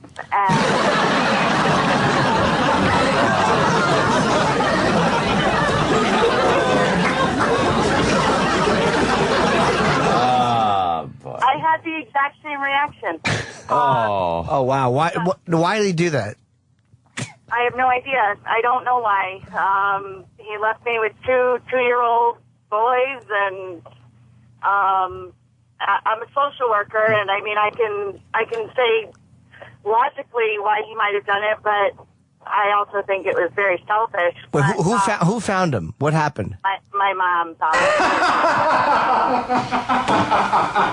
That's terrific. That's terrific. So that's why I can't believe I'm actually calling you guys with this. But be more funny. What? Nothing. Continue your story. What? No, we didn't hear you. Yeah, just continue the story because, like, what did he? Yeah, what was the problem? Yeah, and when they found him, was he bloated or how was he? I mean, I guess. I don't know how he was. Oh, you didn't know? So Okay. My mom found him. So, but I don't know. He was a good attorney. And I don't know. Boring. Oh God. So anyhow, Poor I girl. just wanted to tell you guys. I listen to you all the time, but it kind of struck a common thread with me. So I just wanted to just call and say that I, whatever. I don't know why I called. Are you still sad about it, or did you not like him when it happened? Was it? Yeah, I was sad. I'm not. I don't know. I guess I'm still sad about it. How many years ago was it? 6 years. 6 years ago. And were there any signs? Before obviously. It was, He was practicing tying knots. He was tying the noose when I left for work, so I kind of figured something was going on. Oh, you thought he had a big social function and that was a tie? Wait a minute. You saw him actually making a noose and you still went to work that day? Oh, okay. All right. Oh, literal ope. Yeah, but you know what? With our audience, you never know. What did he hang himself from? In my garage. In your garage. The baluster, the whatever, the joist above the fucking floor. And your mother found him? Yeah. What was she doing that she came into the garage? She was actually babysitting for my children, and he did it while they were home, while she was watching them. And then would she hear like a call or something and go into the... Yeah, I mean, she called me at work, and, you know, and then it just kind of went from there, but... Wait, hold on. Did she hear him do it, or did she stumble into it later? She was looking for him in the house to tell him that he could go to work. She, you know, went into the house, looked for him, said, "You can go to work now, I'm here." And when she opened the garage door to see if he had left, he was in the garage. And there was no, like, depression or note or anything? Yeah, well, no, I think there was some bipolar stuff going on. Just looking back now, I mean, hindsight's 20/20. Right. But, Look that up. you know, I'm a social worker. I'm a clinician. That's what I do for a living, and it was right in front of my face. Yeah, real perceptive. Yeah, I'm really good at what I do. Might want to go back to school. You didn't think it was odd when he was sad, he was crying and asking for a ladder for Christmas? Yeah, that's actually what I gave him. Hey, did you, honestly, though, I mean, we're kidding, but did you feel guilty? How is that? Because I have a lot of people I know have committed suicide, but never in a relationship. I've never had a girlfriend do it or somebody. I'm sure many have wanted to.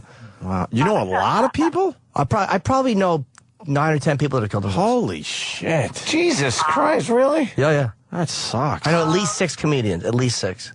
What? I'm sorry. Yeah, it's really sad. I'm sorry, what was your question? Did you feel guilty after it, or guilty. I'm sorry? I felt I obviously had to go through counseling. Right. Because it was, I mean, I was angry. I'm still angry. I mean, I have 2 boys who don't have a dad. And so it's hard being both the mother and the father. So I still deal with anger, but guilty, he made his own choice. I felt guilty in that I didn't see the signs when looking back, the signs were right in front of my face, but I mean, he made his choice, and so no, I don't feel guilty. I was pissed. I'm still pissed. Sure. Yeah. That is very selfish. More importantly, do you still use the garage? I'll tell you what. There are I don't live in that house anymore. I left and I moved in with my parents, and you know, because again, my sons were both diapered. I mean, they were so little, so I needed help, and I couldn't live in my house. But Yeah, actually, you know what you should have done? Just leave him hanging there, and when his shoes hit the windshield, you know you're in the garage. Oh, my God. Oh, that's the line, you fuck. Sorry. She's laughing, though. Sorry, Ursula. Jesus. Actually, I never thought of it. But, Sorry. You know, you never know if that trunk is in there. You got. yeah, that's true. Yeah. But sometimes when I open the garage door, I think, oh my God. So. Oh, wow. Would you really think that when you would go in there after it, and every time you opened it was like traumatic? Yeah. And for my mom, too. And I wish it was me that found it, because she was already crazy. So. Put her over the edge, huh? I just put her over the edge. Maybe now she's just insane. So, but anyhow, I just wanted to call you guys about it. I know it's kind of a personal story, but I listen to you guys every day, all the time, and I felt like I just wanted to share that with you. That's good. It sounded like actually it was funnier than Travis's fucking comedy bits from yesterday. The show yesterday. It's too bad you weren't on that stage. Oh, poor Travis. Ursula, can I ask you something? Have you moved on? Are you dating? Are you remarried? What's going on? No, I have a boyfriend. I might maybe I'll get married. I don't know. Life is so He goes to put on a tie, and she goes, "No." yeah. Well, luckily my boyfriend is a construction worker, so there's no ties there. So you, oh, good. So you're not. He knows how to reinforce a joist or something up on top. So you're not remarried. You're just hanging out with a new man. Oh, I see where you went there. We're gonna hang together. Just hanging. Yeah, just hanging. Keeping it casual. I don't know. Does humor? I got to ask you. Does humor help this shit, or is this just beyond morbid? Absolutely. No, I laugh about it. People think I'm crazy. Like at the wake, you know, he's in the casket, and my father-in-law, who had an aneurysm, like 9 months prior.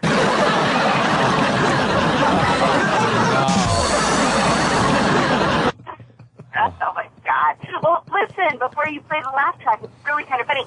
He kept saying, in the wake, he kept saying, "Where's David? Where's David?" And I almost looked at him and was like, "It's the guy over there not getting up." Oh. It was, you know, I had to laugh because, I mean, well, I was tired of crying. So. Yeah, you should have said he's a little tired. He's laying down for a second. Why don't you go over and say hi? Yeah, say hi. God, that's fucked up, man. So, but yeah. I had to leave him. He was a swinger. Yeah, he was. Oh my God. I wasn't into that. Kind of good nod, I guess. Oh. I'm on my way to work at the prison. So, Yeah. because my life is before. Isn't that odd that everyone went to the funeral and got choked up? And he was wearing Air Jordans. I mean, this is just inappropriate. It really is. How many hanging jokes can we do? Probably a lot. Don't go anywhere. Sit down, Ursula. We have a lot more to do here. This is going to take a while, right?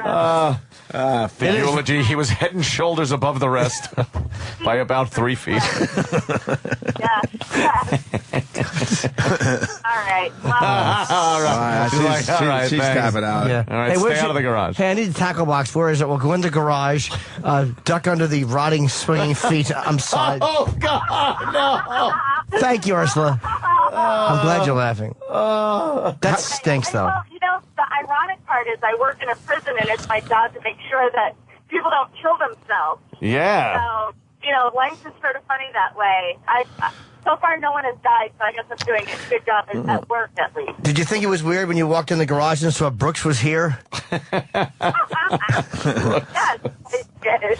How are the kids doing there, Ursula? Huh? Well, you know, they ask a lot of questions. Wow, the ultimate. Oh, no. This could be one of those days I drive home like, why do I do that? And it's raining. But it probably won't be. It's raining, though. That makes it worse, Yeah, too. there you go. I don't feel wish it good was a about bright, that sunny day. Hope that the kids are all right. She was nice. Of course, we hope the kids are all right. Ursula's very nice. Great song. Fuck. So we got a skier, Olympic skier, Jarrett Peterson, killed himself and called 911 before he did it. This is brutal. You want to hear this? Yeah. All right, here we go. 911, what's the address of your emergency? I'm at the parking lot at the top of Lamb. Okay, you're breaking up. You're where? I'm at the parking lot at the top of Lamb Canyon. Okay, what's going on there? Somebody stole my phone.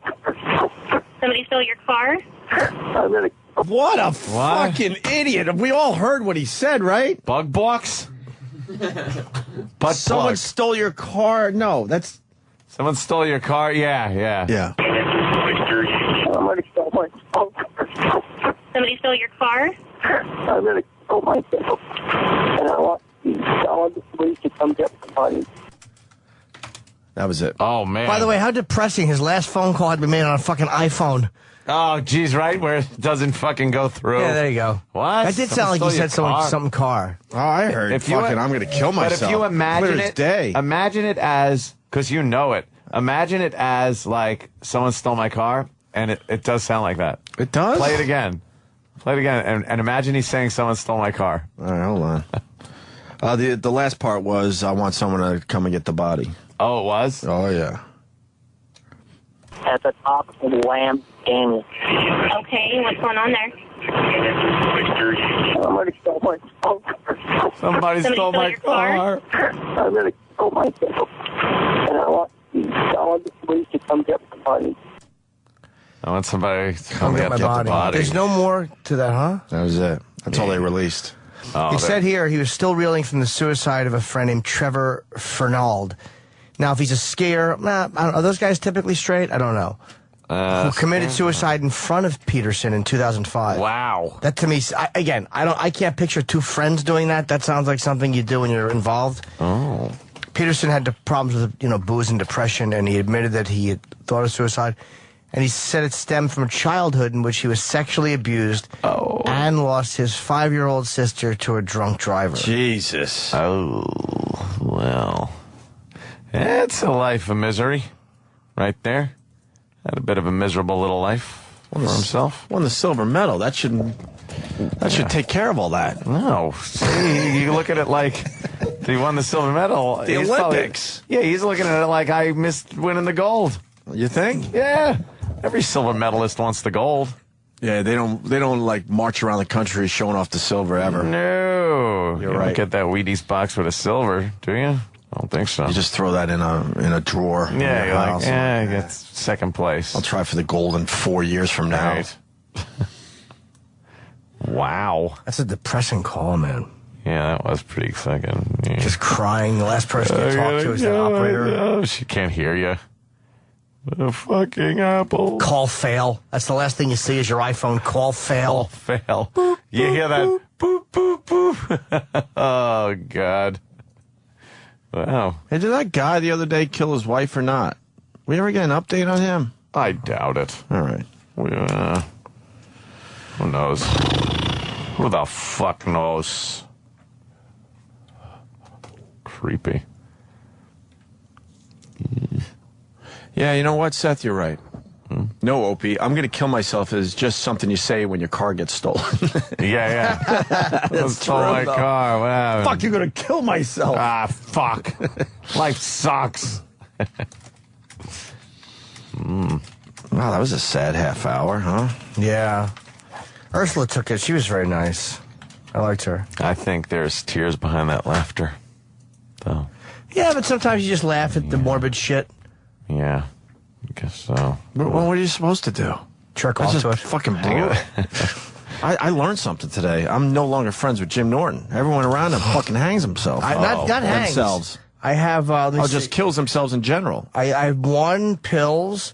I thought of 8. I know there's more, though. 1 pill. Wow. 1 train.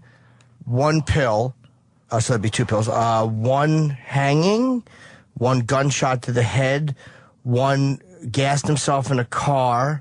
Another one who hung himself. And another one who shot himself in the head. Not all comedians. I think of all of them, I think 6 of those 8 are comedians. Were they close to you? No, not all. A couple were. I would say 1... I will guess the 2. one that was closest to you. Who? The guy that did it with the train. No. He was a guy I knew. I wanted a belt today. I knew him fairly well. I was getting to know him better. He was a guy I knew in a 12-step situation. Should have went 11 steps. Yeah, we're 13 to get off the tracks. Yeah. But a couple of them I knew. A couple of them I didn't know as well. I mean, it's sad, but it is what it is, you know.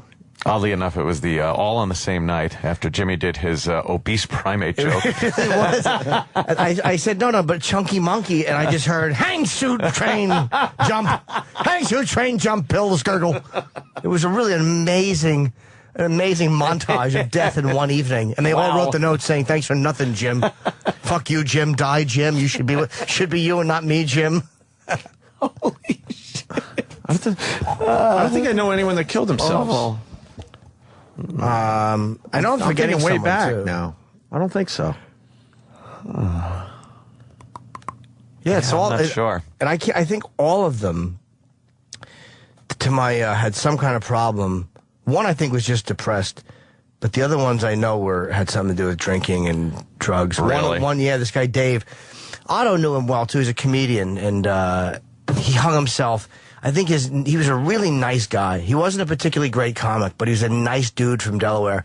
And his sister, I think, or his young cousin had overdosed, and he felt responsible. Oh, boy. And he was never a fucking good comedian, but a nice dude. Fucking guilt shit. He gave me a fucking foot rub. My girlfriend was in the room. He was like learning massage. Foot rub. He was a strong dude. He was like one of those fucking white guys in Delaware that you'd have to hit with a fucking with a house to knock out. Yeah. But the nicest dude, and I had foot pain. He was rubbing my foot with me and my girlfriend in Pennsylvania. She's talking about fucking Trigger Point Was it Tony Rocky Hara? No. And he wouldn't work his way up the leg despite my scooching down. Yeah, that was That a fucking... sucks. Yeah, he was a good dude, Dave. And it sucks for Ursula, obviously. Sure. Made it a little fun, but that sucks. Ursula, a bunch of people want your Twitter name. I don't know if you're on Twitter, but they want to kind of talk to you. Oh. I don't think she wants to she's give out single. her Twitter. Huh? Because You she's think she has a single. Twitter? Oh, you think? Yeah, these guys They're are thinking fucking easy target? Vultures. Fucking Ah, good guys. point. Nah, they'll just do dumb hanging puns to the poor Yeah, girl. that too. She'll Yeah. tweet something nice like, "Oh, the boys got B's on their reports today. Here's hang."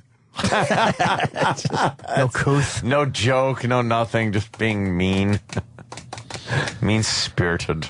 All right. Let's go to break. Way to cock block, Ann. Not cock blocking. What do we got for break? We're playing highlights from yesterday. Oh, that's right. Why don't we play Roland's set and then maybe E-Rock's set next break, since those were the two best ones? Yeah, we'll do that. Sure. What about your set? I mean, you can play it if you want. I wouldn't consider it one of the... I'd save that for the shit hour. Oh, it was Anthony. It's the after show. What should I take the staff for lunch? Confused. Today? Why not? Can we do it next week? I'm really tired, though. Well, how about we do it? You do it today. I'll do it next week. They'll get a couple out of it. That sounds great. What do you think, Sam? Where's everyone go? Oh, there's a couple places. Everybody loves poultry. I know that. There's a nice place Chicken in. in it or their oh, yeah. place? There's a place in Chicken. Times Square. I don't want to give it out though. Why? I like Carmine's, but I don't know if it's too early for Carmine's. Carmine pasta. Sure. At 9 in the morning. Can we go after the after show? Yeah, maybe next week. Oh, man. No, I'm actually thinking we should plan something. We'll figure something out. Yeah, we should. I do want to take you guys to lunch. Rolling into break. Last Also, time we figured something out, it took 2 years. I know. It'll be 6 months, but that's better than 2 years. I guess.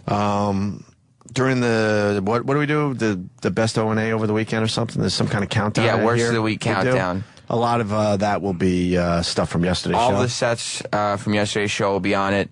We're also replaying the Comic-Con special. And some more stuff on us, right? All weekend, yes. Good. All right, good. But into break, Roland from yesterday doing some stand-up. You're really going to love our first act.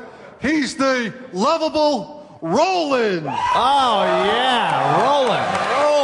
We should talk to Roland before he does his stand-up, don't you think?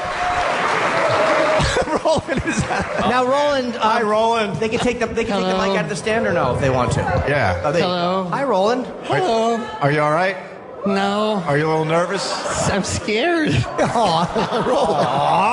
All right, go ahead. Have fun, Roland. So, you guys are the ones that fucked at $12.95 a month. Welcome. See, this is the problem we have. I don't mean to interrupt your act, but this is the problem we have. You might not be able to understand Roland, which I guess in comedy is probably a bad thing. Yeah, it's terrible. All right, I wanted to go Roland, to pro listen, on that. Go out to them. Don't be afraid of these fuckers. Stand Yeah, go yeah, right up there. There you go. There you go. Here's Roland. All right, Love you. Roland. All right, now, and then just slow down a little bit, because I had no idea what the hell you just said. You want to start over, Roland? Yeah, start over. Sure. Okay. This is so you guys are the ones that get fucked over for $12.95 a month. Welcome. Oh, I see. Subscribers. Yeah, $12.95 is $12.95. Wait, you were saying $12.95? Yes. Oh, yeah. He said $12.95. Yeah, we speak Roland. We talk all the time, and you sound normal when I talk to you. I know, I'm scared. I'm sorry, Roland. Go ahead. We should interrupt. Sorry, Go ahead, brother. In a recent study by Harvard Medical, they said obesity is the #1 killer. As I look around, I say, bullshit. I've been trying to lose weight recently. I know. I took big AIDS weight. But I just started dressing like a runner. That's about it so far.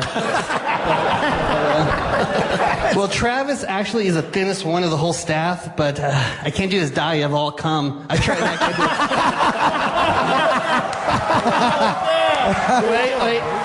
Wait, hold on. Actually, Danny right now is passed out because he made Travis a protein shake of cum. So Too much with the tag. yeah, actually, Troy Kwan actually believes that the end of the world is next year. Troy believes in Mayans. Well, he believes that more than he'll get raised this year. Is this a company meeting? When has Hooters restaurant become the white trash of American restaurants? I guess to qualify to work there, you have to have a C-section. I think That's fucking great. That's all right. I'm going to steal half of these.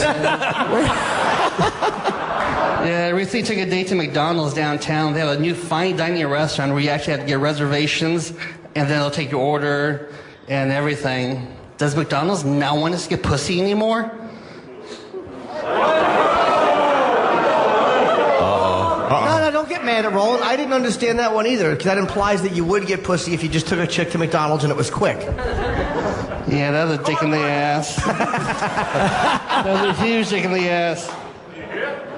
Here's a New York joke for you guys. I love how people say they live on the Upper West Side when they actually live on 200th, 30th, and Lexington. If you live around from the corner from the ghetto, you live in the ghetto. That's a dick in my mouth. Lucky boy. Yeah. I know. They only give me a week to prepare. You know how management are. I love you guys. They're the best ever. In the travel magazine, pick New York City. Again, the #1 city, the most visited in the world. Number 2 is San Francisco. Number 3 is Paris, Hilton's vagina. I think that's good, right? I like this. Thank you. I like this little pause there. The little beat there was good. Yeah. How long is that? And I'm gonna Erickson come out here and do some fat jokes, so just boo the fuck out of him. Give a nice hand for Roland. I think that was great. Way better than expected. Yeah, good job. Roland, obviously. First time ever. Nice job, Roland. Obviously, going to his professional comedian friends helped. Yeah. That's what we're here. That's what the rumor is, by the way, that he went to his professional comedian friends and they wrote nobody does wrote as his well, jokes. remember he cheated. Sirius XM. The Opie and Anthony Show.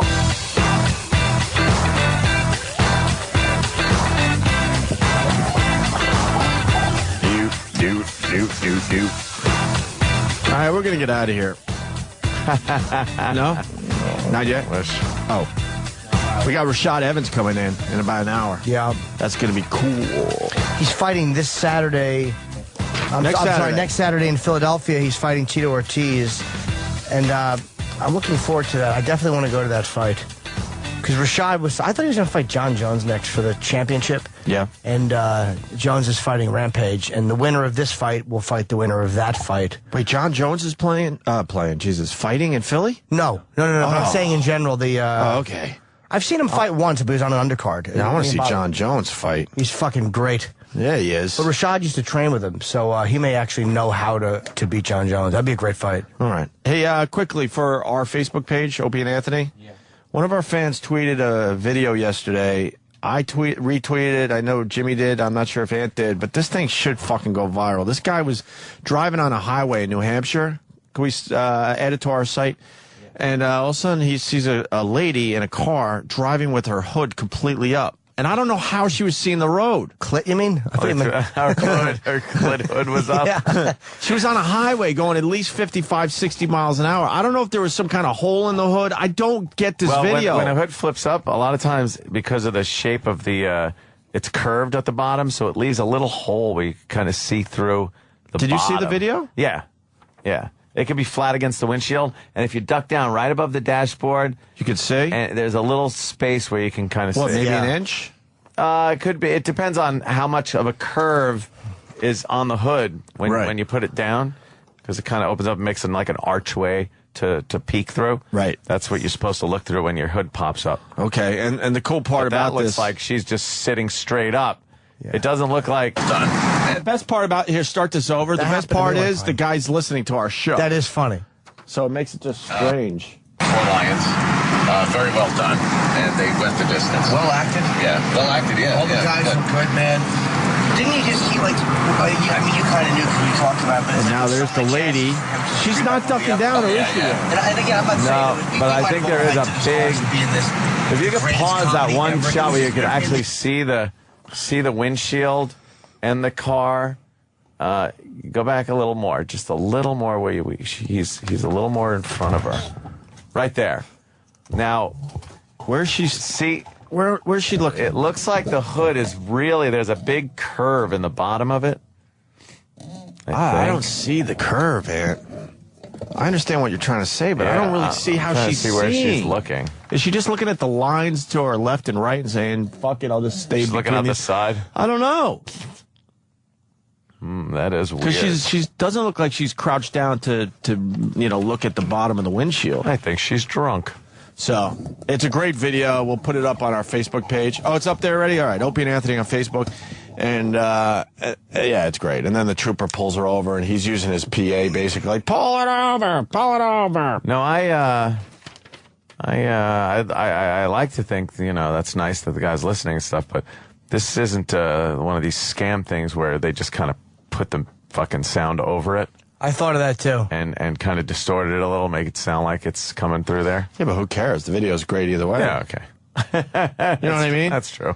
I think the guy was listening. Because people have been sending me that fucking shopping cart, guy pulling shopping carts of bottles and the guy cans got a hold of me. with that. I know the guy's whole story. Really? Yeah, go ahead. Say what you were going to say. It looks fake. It looks set up. It is fake. Yeah. And he admits it. Yeah.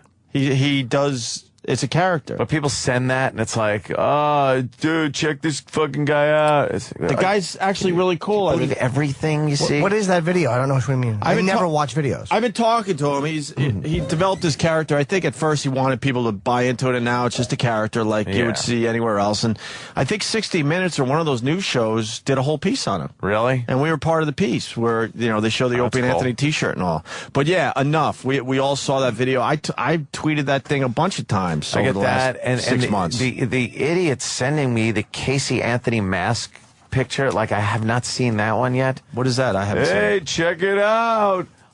Someone made a latex mask of Casey Anthony. Hey, you gonna fucking get this? And what, hey. And what, you just wear it? What do you do with it? I don't know. Do you fuck it? What do I you have do? no idea. Oh, that is creepy, though. Looks like they tore her face off. That is kind of creepy. Oh, wow. Yeah, and like, but what do you do with that? I don't know. It's a mask. You want to get it on for Halloween? You fucking kill children. You want to get the shopping cart guy on the show? I think I got his info. Fuck him. He seems pretty cool. Can I see a video? I don't know what it is. You got that one? Fuck. Now we need someone to tweet it. It's a guy with a whole bunch of shopping carts, drunk. Pulling it with a lawnmower or something? Yeah, and then the trooper pulls him over, but the trooper's his brother-in-law or something, I think, if I remember correctly. They're all in on it. Why would they do a story on that one video, or does he do a bunch? He's done a bunch. Oh, on a lawnmower? He's done some forklift videos. And This guy sounds like a real ass. Oh, you're the worst. All right, it's on our Facebook page. He found the wrong one, didn't he? Oh, he's really bad 150 at this. views. I'm like, this is wrong. You're really bad at Get this. anybody who can Google better. Sam took that personally, by the way. Sam knows he's not terrible. smiling. He's just like, all right, look, motherfucker. I seen Sam it. fucking is not a Googler. Oh, it's a Halloween mask? Yeah. So a lot of people will be, wearing that this Halloween? Yeah, they'll probably have Here it like is. baby bones. Yeah, I came up with that. No, you didn't. I did. 10 minutes north of Woodland. 500,000 views. Camera from the trooper. Thank you. Driving by on a lawnmower and a whole shitload of... It looks fake. Shopping carts. Pull over. 10-420, one of the GMC pickup truck. He's down on the shoulder. There's another vehicle that's in the low one. Pull over right now. Now they're in some kind of a low-speed chase. Hey! Pull that over! Pull that off the road! Pull that thing off the road!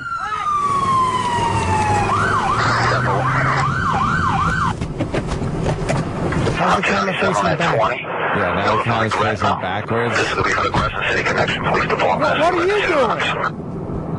Going down to I'm having a party at my buddy Jimmy's house. Just get off. Get up here. Spread your feet out. I ain't got time for stuff like this. Spread your feet out. He doesn't have time for stuff like this. He's a cop. It's his job. Wrong here. Got a nice Opie and Anthony shirt on now. That's what I believed it. Oh, man. God dang it. I know my right. I don't care. Just give me a fucking stick. God dang it. Stop resisting. It's so bad, the dialogue in it. Yeah. You know what, though? It looks real enough that people are definitely buying it. Oh, dummies will buy anything buying on the into the internet. fact that it could be real. Dang it. There you go. My friend Jerry sent me that. I'm like, that's just weird. Yeah, he said he's a fan of the show. Jerry who? Mandarin. These names.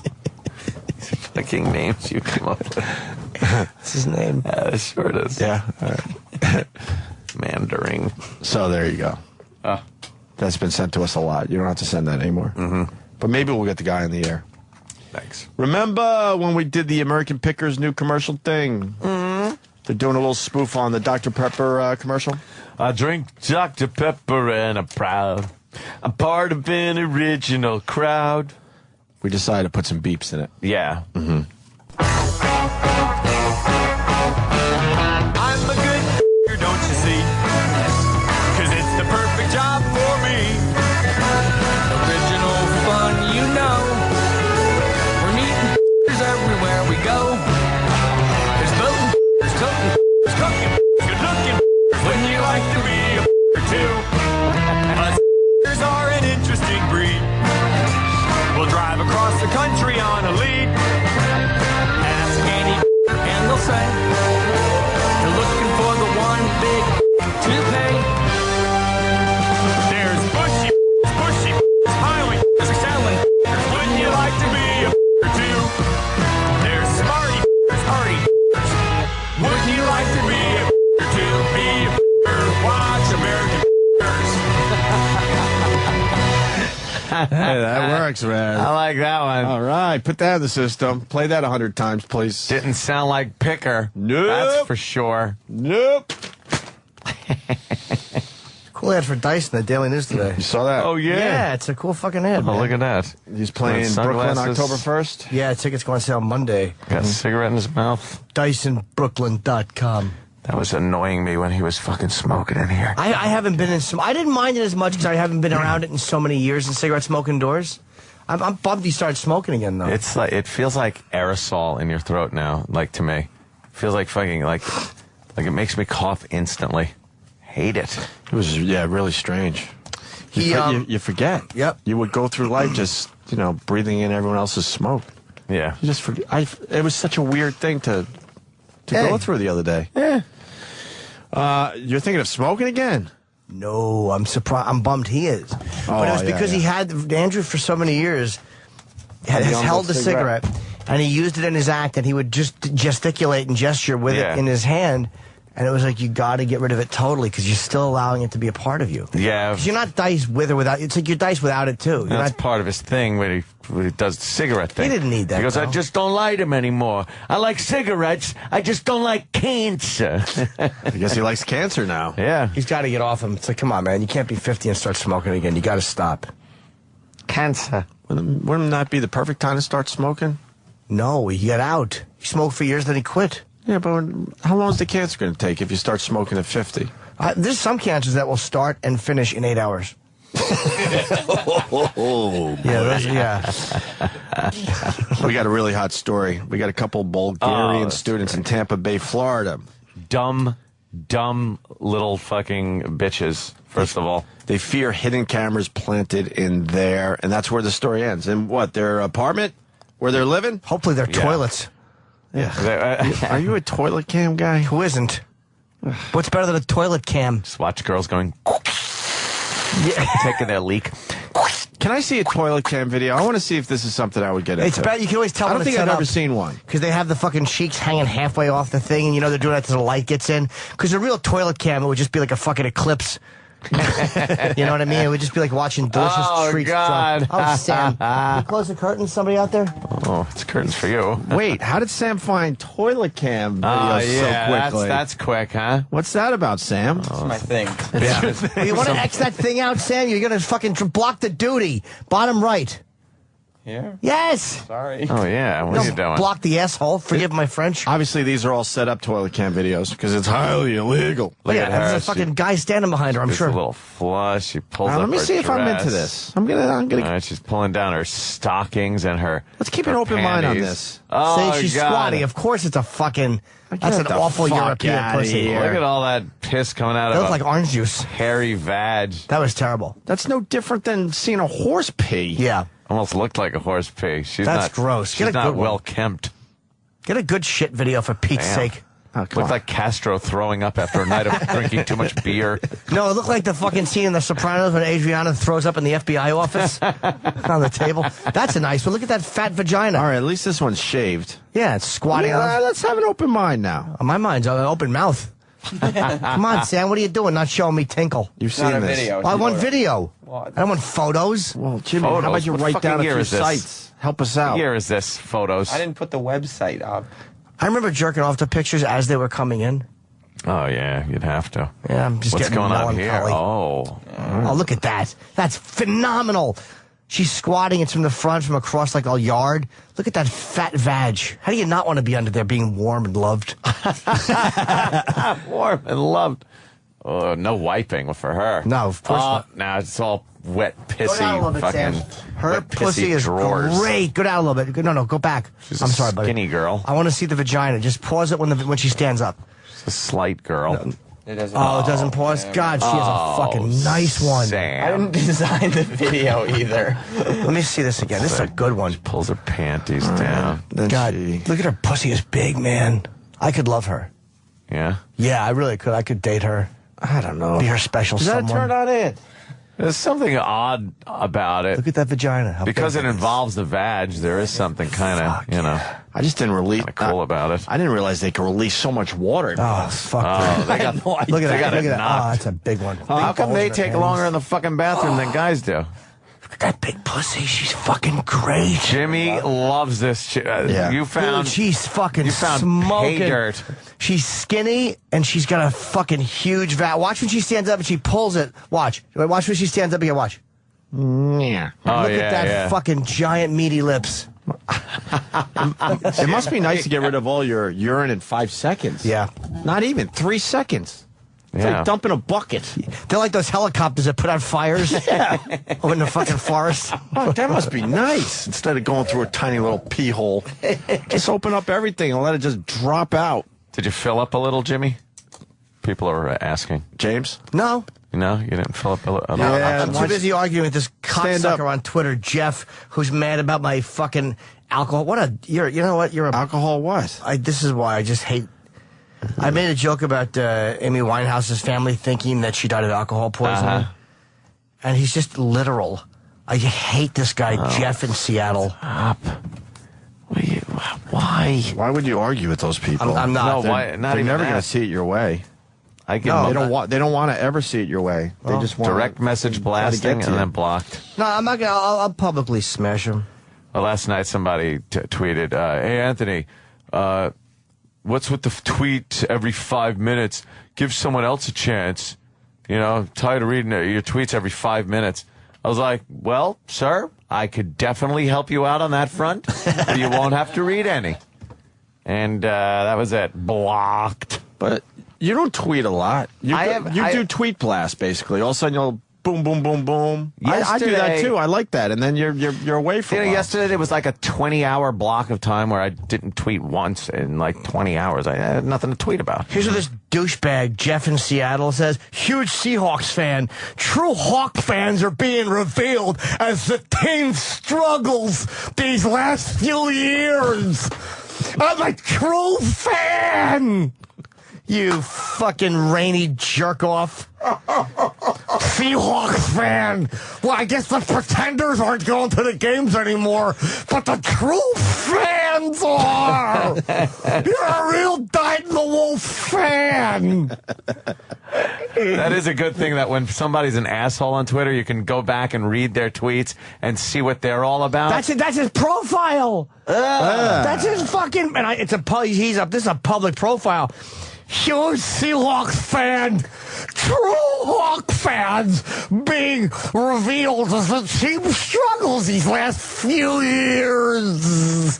What happened? Are all the fair weather fans running away? Very important to him, Jimmy. The smart Very ones. passionate about that. While you sit there in that shitty dome. That's right.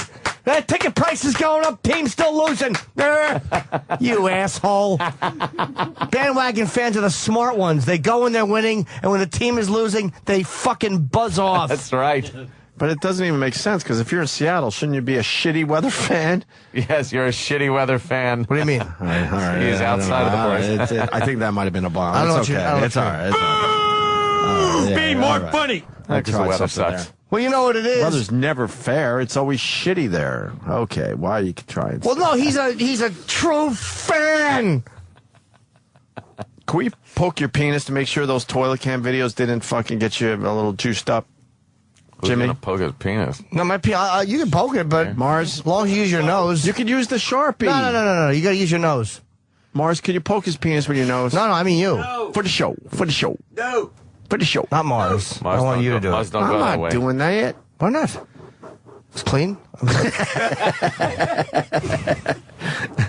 Let's get to the Bulgarian student. Yeah, because otherwise, you got to be a true fan. True Hawks fans. Ugh. You know how many times this asshole has said that to people? At parties? Oh, you know how yeah. many times his fucking chick is like, shut the fuck up? Chick. I'm sure he has a kid in his Twitter pic, so he's probably does he? got a wife or whatever. I just blocked him, and just because he's annoying me. He's not even that offensive. He's just annoying. Yeah. Fuck him. Oh, I hate him. I don't believe in blocking. Jax. I don't believe in blocking. I rarely do. Oh, really? Yeah, I don't believe in it. You don't? It's true. No. Oh, I do it, but I don't believe it's in true. It exists. I try not to, but he's just annoyed me because he's a baby. Fucking baby. Truth! That's your badge of honor? That you go to see the team when they're shitty? Yeah. You fucking idiot. He's a good guy. He knows the team. He's a fan. Yeah. Meanwhile, you're irrelevant to them. You're one more dummy. Meanwhile, the fucking owners, the NFL owners, are the greediest cocksuckers alive. Right. Team loyalty. Really? I stay home and watch the games. And what do they do for team loyalty? Nothing. If you have a shitty team and you're one of those true fans, right? Still paying full price for everything. You would think the owners would go, you know what? Obviously, no one's going to the games, but the people who are going to the games are really helping us out here, so we're going to give them a little something. Give them a free bowl of chili or something. Nothing, though, right? They don't give a fuck about the true fans. So why should we? They don't care. No, you're right. And what they do When the for Islanders sucked last year, I could have taken $6,000 to $7,000 and just burned it. I ate so many tickets last year. I am going to save you so much money on Monday. Can I tell you something? I am I know what you're saving about you to so say, much and I money. got something to say about that because Yeah. people have been asking me too. Go ahead. I know where you're going. I am voting fuck you on the taxpayers paying for the Islanders' Good. new fucking place. If fucking Wang wants him to stay, let him pay for the fucking team's new digs. And you would think I'd be bummed out about that? Yeah. Nope, I'm not at all. I mean, Nassau County already pays a shitload of taxes. It's crazy The taxes. fans should pay it, or the team. Number one taxed county in the United States of America. Yep. It's the highest taxes in the country. And not state. I'm not talking state. I'm talking counties. There's a fuckload of counties in this country. And this is what highest taxed. And this is what I say to the Islanders. Bigger than Beverly Hills. Fuck you. That's coming Yeah. from me, and I'll tell you why. I used to be treated really, really well at Nassau Coliseum. Yeah. Just the little things, because they know we have a big audience, and they knew I was going to talk about the Islanders, and I would give away tickets, and we would push people to the games. They have treated me like shit the last 4 or 5 years, and honestly, I don't even ask for anything. It's just the basic shit. Like one year they just sold my seats because they decided I only do a half a season because I can't go to 40 some odd games. Yeah. So I get a half a season. They decided my seats should be for full season ticket Full holders season, now. so they you. sold my seats without even giving me a fucking chance at doing the full season package. Okay? A lot of people have come to me and they want me to go to the rallies and talk about this and get the word out that you need to vote yes on the stadium or the new arena. This is what I say. Fuck you. And this is why you should take care of people, because in the end, you don't know who you're fucking pissing off. Yeah. I would have went to the rallies. I would have talked positive about it on the show. I would have had some of these guys on, some of the Islanders and whatnot, to get the word out there. We need to vote yes. But you treated me like shit for the last 4 or 5 years. So guess what? You're not getting my support to help get this vote through. Fuck you. But why don't they pay for their own stadium? Pay for yourself. I mean, not that you as a fan want to pay for it, but I don't care about fucking hockey or basketball. Why should I pay for the stadium? Oh, it's good for the economy. I don't give a fuck. You know that? What? Fucking 50 years down the line, it'll be good for the economy. Yeah. Stop. How good is the economy in Uniondale? Right. You ever been there? Go across the street from fucking from the Coliseum. Drive fucking south of the Coliseum for about 100 yards. Right. And see what it's doing for the economy if you make it back. But that's what happens when you don't treat people properly. It comes back to haunt you. Yeah. I could have helped a little bit. I know I could have. We have a big fan base and a lot of hockey fans. And if I wasn't sitting there writing giant checks for my taxes, right, I might say, you know what? Yeah, that's a good idea. I'll vote yes. Right. But fuck that. Why would I want my taxes going up now even more? Blow me, Islanders. Goodbye. Goodbye. And I pay for my season tickets every year. I don't ask for nothing. But it was the little dumb things they started just fucking being dicks about and taking away from me. And, they recognized how much we talked about the Islanders and giving away tickets and promoting them and stuff, that all of a sudden out of nowhere, they gave me like VIP free parking, which when you go into a sporting event is awesome. Oh, that's great. And then one year they're like, no, sorry. Yeah, stop. No, I'll take that back. No. You drive through the potholes in the fucking parking lot. Which is fine, to be honest with you. Whatever. I never asked. They took it back? Yeah, I never asked for that to begin with, so, What was the reason? They're desperate for What'd you money. say to them? They want everyone to pay. So that's now, it used to be just a parking lot. I'm trying to think no, you know what? I did pay. It was just a nice area to go. Right. You get in easy, you get out easy. It was a nice luxury, yes. I'm talking about a luxury that I finally got for myself, yes. And then all of a sudden they decided they really want people to pay. Yeah. Like over the top pay. And, it's just like, enough already. We're sitting in shitty seats over there, and you raise the ticket prices every fucking year. Do they ever lower them? They raised the parking without even giving it a new coat of fucking tar. How dare they? There's fucking shit in the parking lot. People are getting flat tires all over the place. They raised the parking last year without even making it look like they made the parking lot look a little nicer. No. The only way to fix that is for fans to stop going. Yeah. Watch it on TV. Like they'll stop going. I don't care what they like. Literally, if they said every third person entering the stadium is beheaded, it wouldn't affect me because I'm so disgusted with all of them. The owners are fucking twats. Most of the players are twats. I have no desire to support them. I can enjoy them on TV, but I'm not going to go and fucking buy your concessions and parking. Fuck you. And now that they need everybody, all of a sudden I get a call from the Islanders recently. And they're like, hey, we're doing a special golf tournament where you get to, play with some of the old Islanders, some of the current Islanders, some prospects, and we really want you there. And I'm like, oh, now they're finally, coming back to me to butter me up because they know, I got a voice and get the word out to get people to vote. I say, fuck you. Too late. Fuck you! That's what I say. And I'm a huge fan, and I will be at the shitty Coliseum again this year, certainly. But I'm not fucking helping you assholes. That nice shitty Coliseum. And I know it's a sporting event. It's a nice thing to go to. It's a day out or a night out. I understand that. But the way they treat fans to me is so awful. And the way they fuck you. Like that in the NFL, any Giants or Jets fan that pays that fucking... what's the right to own tickets? Oh, yeah. There's the luxury. You deserve what you get. Florentine was telling me that they had to go through the Giants fans. People who had tickets for 30 years lost their tickets because they couldn't afford those thousands of dollars. For the right to just buy the tickets. That their family has had for 30 years. Those teams have showed you people no loyalty. It's sort of like a timeshare. Yep. You know what I mean? It makes no sense, first of all. You're paying for the fucking tickets. Right. Yeah. Why do you have to then pay for the right to buy the ticket? They're just fucking you. What is it called? The luxury something? I forget something? what it's called. It's But the it gets right- back to what you were saying to that Seattle guy and being a fair weather fan. I told a story. If I'm going to go to a hockey game, I'm going to splurge and get some nice Seat seats. licenses? Is it Seat a licenses. licensing? Yeah. And I'm like 6 Thank or you. 7 rows up from the ice, which is just the perfect place to be. I like it.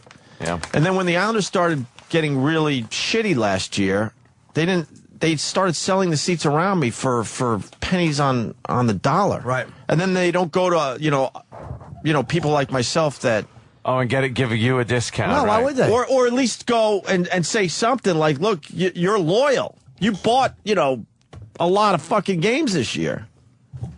Nah, it's all about fucking They don't give everybody over. Yeah, in the end, they don't give a fuck That's about it. the fan. I get to fuck them over with my vote. Yes. Are you really voting? Oh, fuck yeah. I'll tweet it. I'll fucking be there pulling that handle. Saying no. My cock. See? Yes. No. I'm voting no. Let me say hi to Brian. Worth my fucking money. Long Island. Brian. Yo, yeah, I agree totally, man. I was sitting in the same Islander seat since I was 8 years old. I finally grew up, started buying my own tickets, and they were jacking the price up. I was like, I actually sat in your old seats, and I said, forget it, man. I can't keep paying this money. And every year it's more and more money. The parking thing is ridiculous. So fuck it, vote it down. Let the Islanders go somewhere else. Fuck them. Yeah, hopefully they'll stay in the area, whatever. But Yeah, just buy the package. Watch them on TV. Yeah, I mean, it's not, sometimes not even worth watching on TV, man. It's some of the shit that they do as a team. But it's the loyalty was what bothers me most. I'm like talking to the guy, I'm writing him letters. I'm like, you've had a fan for forever, man. Just put on a commercial. But all they wanted to do was move. We just wanted to move our seats. They wouldn't let us move. Yeah. It's ridiculous. They wanted more and more money. They wanted to charge us like we were just first signing up for unfortunately there's a desperation happening over there. I don't know. They just maybe didn't run the organization properly, but I'm embarrassed when I go to that place. I go to hockey games elsewhere. I check out the Rangers, at the Garden. I go to, New Jersey, and I've been to other places around the country, and it's embarrassing. The presentation for the game is embarrassing. Yeah, it's me and my 2 older brothers. They set up little smoke machines like you would see in some horrible rock club, and then the Islanders come out through the little smoke that they can muster up from these. Cool in the 80s. But that's all they got. Yeah. It feels like minor league hockey, to be honest with you. Yep. Yeah, and because the stadium's so disgusting, too, man. It's really, really gross to even walk into. And then you imagine how much you're paying to sit in these crappy seats. Right. Horrible I'm done plastic with that one. seats that are rotting basically at this point. The concourse, you can't even get up to get a soda or popcorn because it's so crowded out there. Yeah. You can't move around at all. If nobody went, they would fucking either fold or do something different. Anyone who pays those fucking right to own a licensed seats, you deserve to be fucked. You deserve what you get. Literally, if you're willing to pay, if you've had a ticket for 20 years, and then you're willing to pay $20,000. Yeah. If you're rich enough to afford it, it doesn't bother you, that's cool. But if you pay like corporations. What's that? Like corporations. Yeah. And I mean, they don't give a shit. that's who they want. That's who they want. They don't give a fuck about fans. They want people who can just afford it without the batting little an eye. guy. But you know what? The little guys, they don't care. They just fuck you. But the little things that they just didn't do for me, this is how it comes out. They wanted me to kind of support and be one of the voices that they're looking for, and I'm like, fuck you. Right. Good luck to you, though. You bought more expensive seats. You went closer to the rink. I mean, what more do they want from people? They want our money. They can't entertain us that great. Right. Forget it. Yeah. I've been watching this stuff forever. I'm sick of it. And then they were so desperate to get people in the arena. They're selling tickets right around where I sit for $10. It was I don't even know. It was like $20 or something. Great. And I'm like, okay, that's all well and good, but are you going to do something for us ticket holders that have been loyal forever through a lot of bad years? Yeah, we do. And it's the little things, by the way. I don't need the money. I just need the gesture. All of a sudden they come by and go, you know what? You guys have been loyal for so many years. Here's some shirts. Right. Here's maybe hot dogs for everybody. Coke. Anything. Right. I don't want the actual money. I don't need the money. I just want the gesture that someone's acknowledging, what I have done over the years. Yeah, Yeah. We just wanted to move closer to center ice, and they were like, no, we have to charge you full price if you're a new ticket holder and a new season ticket holder. Like, get the hell out of here. Fuck you. And the fucking price goes up every year anyway for these crappy seasons. You can't be loyal to a team in the end. It's really tough. Not anymore, I mean, no. look at them. What are they threatening you to do? If you don't build us a Coliseum, we're leaving. Like, Bye. what kind of shit Yeah, is that? so long. You know what I mean? I'll find something else to do. I'll be a little bummed out because I grew up with the Islanders, but Same here.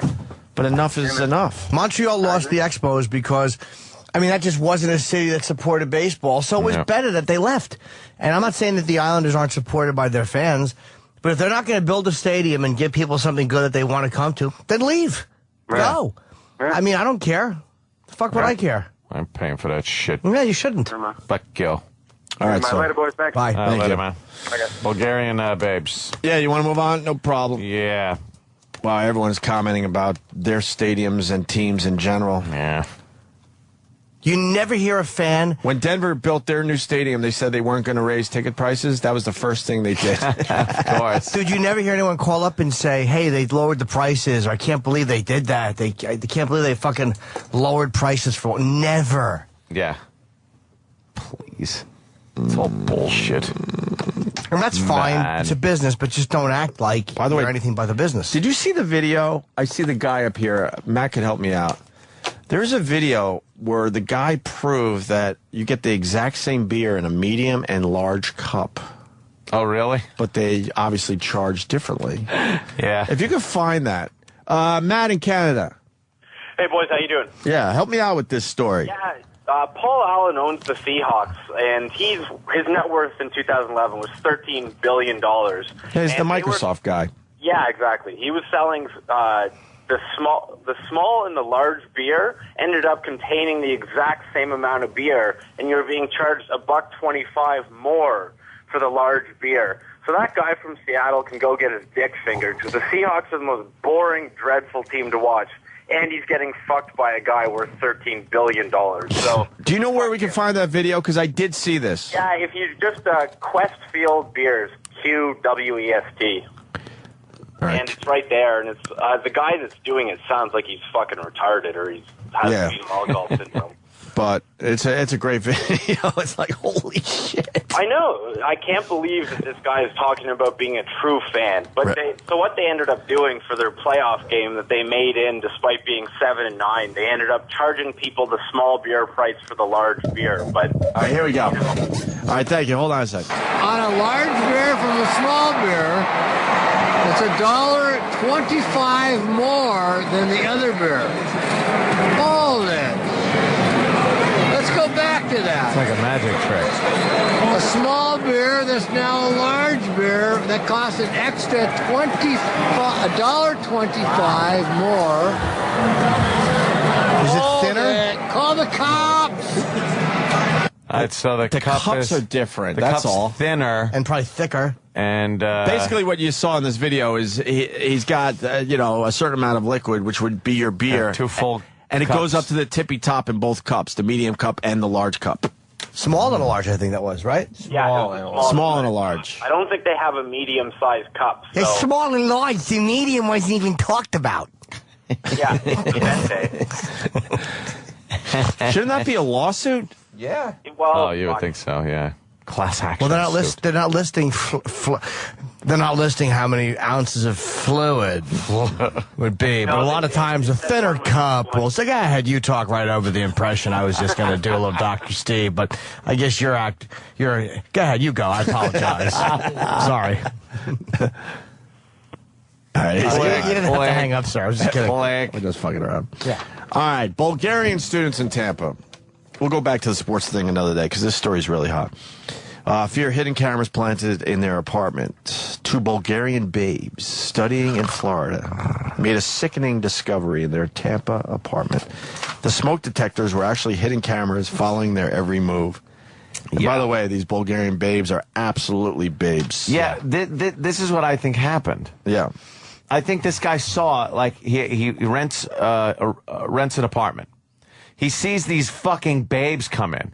He doesn't have time for lipstick cameras and fucking pinhole cameras and hidden wires and everything. He lost his fucking mind, ran to Radio Shack, and fucking just threw cameras and wires willy-nilly just saying, I don't care. I need video of these fucking chicks. I don't care if I get arrested. Yeah, I don't care. It'll be worth it. His closet, he got wires going to a locked closet. Wow. With all the recording equipment in it. And then the wires weren't even hidden. They were running up to, like, smoke detectors that weren't smoke detectors. And then some of them just looked like a motion detector, but there are wires going to it. Oh, God. The guy was so obvious. Let me slow this down. For 3 months, it's a 22-year-old, a 23-year-old, and another 22-year-old. All babes. Yeah. They were filmed or recorded while they slept and showered and carried on their lives. Ooh. Made duty. Yeah. And Even rolled when around naked. Even when they were making duty. Making their muffins. Making their morning muffins. They were making caca. Would that be weird if that was his fetish? He liked to watch them make their morning English muffins. I make a muffin. Oh, yeah. We got video of them talking. Oh, really? It's fantastic. Yeah. Authors for his company, Pizza Babe. Relista and Vanya posed for these US. He proposes to be models and promoters for his company, Pizza Babe. Relista and Vanya posed for these web shots for the yet-to-be-built Pizza Babe. Both say their relationship with Armani soured when they weren't paid what they were promised and were told they weren't professional. They say Armani fired them. Then this week, a chef from the Bollywood staying at the apartment found one camera. They discovered the rest. We're not in the porno industry or something like this. Both women wonder what kind of video is out there for anybody to see. The bathroom and your room is a private space because there is you take a shower there, you make everything there, like you go to the toilet there. Yes, you we do. only take a shower in the bathroom, but this is enough because I don't know somebody to watch me when I'm doing this. Hillsborough investigators are trying to sort out who owns the equipment and where the camera signals went. Relista worries her career goal to become a journalist could be in jeopardy. If somebody want to watch this, he's not normal, he's crazy. Both women will return to Bulgaria in September and hope this episode doesn't haunt them. Haunt them? Bulgaria. I love foreign girls because they just sound retarded. They sound fucking dumb, don't Really they? dumb. Meanwhile, they know 2 languages. I know. And we don't. I know. They're way smarter than us because they know the 2 languages, Yeah. but I like to think they're just really stupid and will do a lot of things. Do you think when they're speaking Bulgarian that they sound very intelligent? Of course. Because when they're talking like that, we take shower, very good, go to toilet, make it the camera, we Pizza Babe. Pizza Babe. No, I don't think they sound like particular geniuses in Bulgarian either. Even Bulgaria? Yeah, how many don't think? chicks sound dumb in English that are American? Yeah, that's true. Of course it is. Yeah. Do you know 2 languages? Yes, I do. I know a couple. I speak French and English. Speak some French. Parlez-vous français? Jacques m'a enchanté. 1, 2, 3, 4, 5, 6. Wait, 1, 2, 3, 4, 5, 6, 7, 8, 9, 10, 11, 12, 13, 14, 15, 16, 17, 19, 8, 9. I count it's like 15 or something. That's great. Yeah, I know. Chipel. Yes. Yes, Chip LD. Chip LD. Chip D is from when I was in the Jersey Shore You Oh, guys, is that what they called you? in Italy. you guys are promoting Chip TV? Where can they find that? YouTube, the YouTube name is Chip TV Show. Chip TV show. And, I mean, if you just, search Chip TV, you'll find it. But it's Chippa TV is the name of the show. CHIPP. We should maybe make that chipper. We have to fix that, the little thing that's on there. We're going to do some production value. Sam will help with that. Yeah, yeah. Oh, yeah. Chippa TV is like it says it, but it's really Chipper TV. He says Chippa. Because he was promoting it that way. I mean, I know Chippa isn't the best What's promoter. Yiddish? Shippach. Yeah, we should fix it. TV. Chippa TV. Ah. Hey, you think that landlord will do less time because they were so hot? Might do more time because they're hot. Yeah, but I mean, if they're kind of piggy and you're Young, doing hot, that, naive. then the jury and maybe the judge look at you like, oh, God, you're a creep. It's almost like, you know what I mean? Sure. They're so hot, like, how could you not? Yeah. See, here's what I'm thinking. It's almost like drug sales. Right. The fat chick is like a small amount of drug. That's cool. Wine's going on over there. The fat chick's like a small amount of drugs for your self-use. Okay. Because, you'll tape it and then just jack off to it yourself, maybe if you're into fatties. It's like, yeah, I'm just getting high on this. Hot chicks, you want to distribute.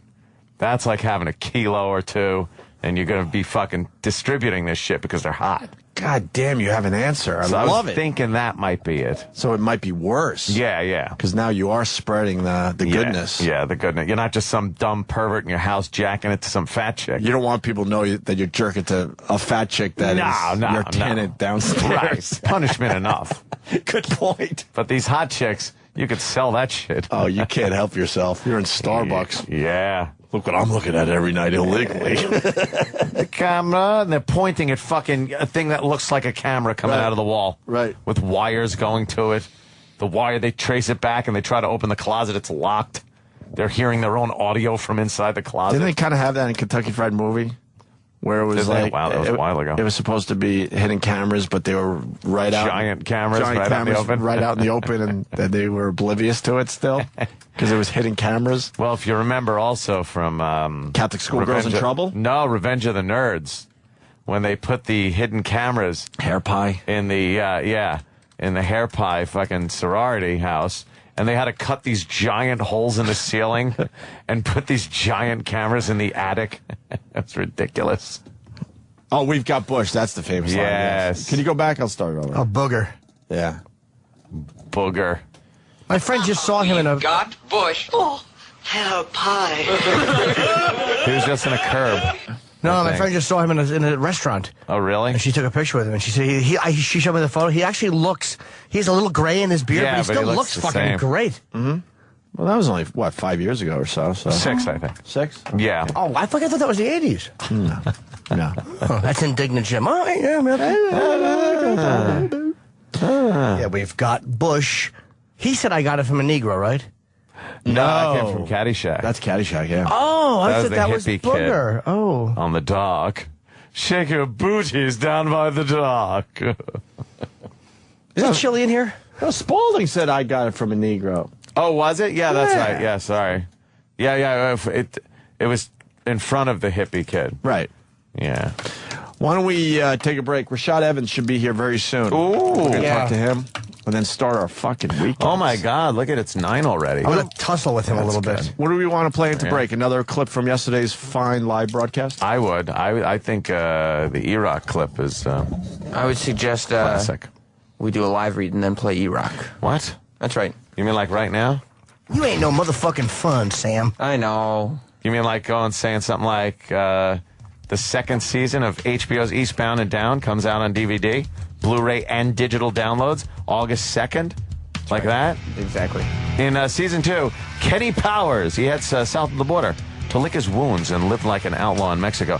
He's joined by his hombrecito, Stevie Jankowski, his name is actually, or Janowski. I have trouble with those Polish names.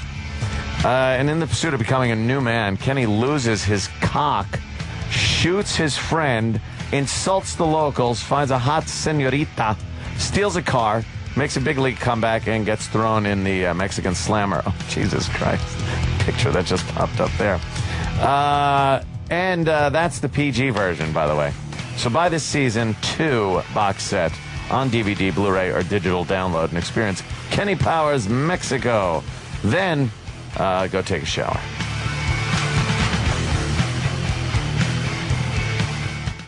The star of this show. The man you've all come to see.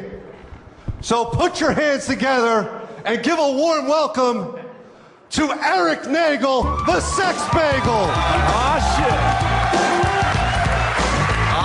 Coming out to a little Paul Abdul. There it is. He's hating this. They're chanting his name. Wow. What's up, Hard Rock? How are we doing today? Before I start, if we could indulge me a little bit here, and you know I like to indulge. Can we just give it up for the troops? Come on, give it up for the I don't really care about the troops, but I wanted to get applause at least once while I'm up here. So.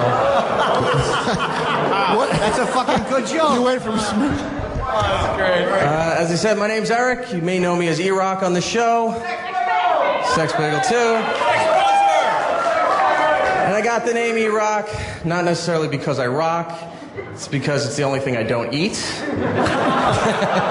Well, correction, can't digest.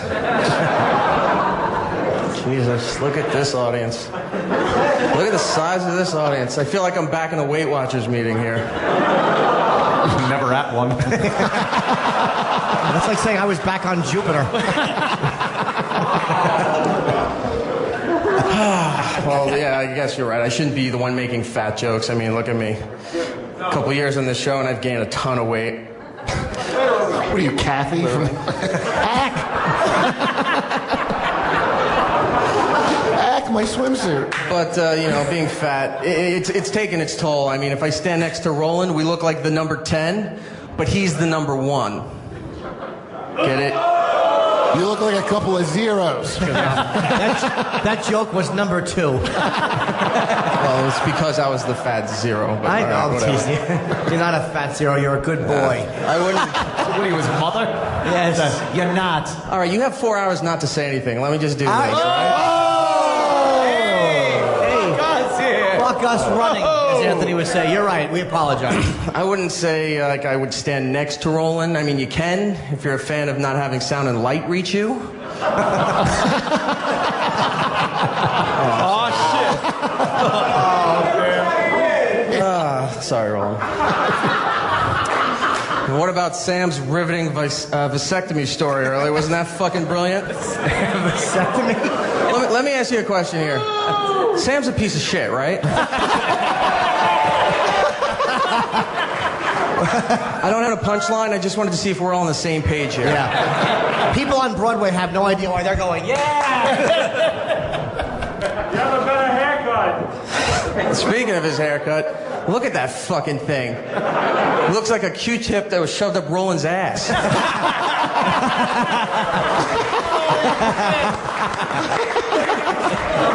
This is going well.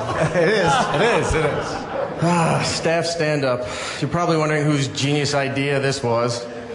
Well, it came from our own poster boy for the Make-A-Wish Foundation, Jim Norton over there. Oh, that's nice. And Anthony Cumia, you know, the Nazi. And then Opie. That's too easy. Oh, Eric. All right, maybe the Nazi comment was a little harsh. You know, I'm not saying Ant's racist, but Mel Gibson twittered him and said, you might want to tone it down a little bit. Hey, when Gibson twitters, you do. Yeah, you got one, yeah. Well, we could go back to Opie, but, nah, it's still It's easy to do it. You're not taping this? How are we going to go viral?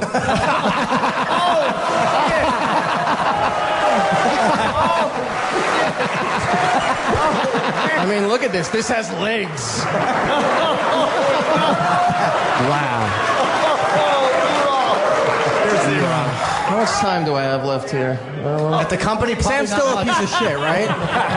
With the show, Sam's still a piece of shit? Just making sure we're all in agreement here. You know, you learn a lot from doing a job like this, working on the Opie and Anthony show. This is the big leagues, top of the radio game, Sirius XM, 20 million subscribers, heard in 2 countries, online feed that doesn't work. If working here has taught me one thing, it's that I could do better. A lot better. Coincidentally, same thing my wife said to me during our wedding vows. Oh, the poor dear. Stand-up's difficult, you know. You know, I thought, you know, being a kid at a Norwegian labor camp was more difficult than this. What? Topical and brutal. Very good. Too soon? What am I, too late? Did I miss the boat on Norwegian shooting jokes? Fucking comedy's all about timing. Well, I guess that about does it for me. Look, I know a lot of you probably think I'm not funny. A lot of you probably think I suck dicks. But last time I checked, my name isn't Whitney Cummings. Thank you very much. Damn, E-Rock. E-Rock. Good job, E-Rock. Going for the throat, E-Rock. Wow. Good job, E-Rock. Good job. Good job. Very good That's job. so That was really good. That was the big surprise of the day for me. I didn't think he would do that good. He did very well. It was all that bile. If you got nothing better to do right now, why don't you call the show? 866-WOW-1-WOW. That's 866-969-1969. The Opie and Anthony Show.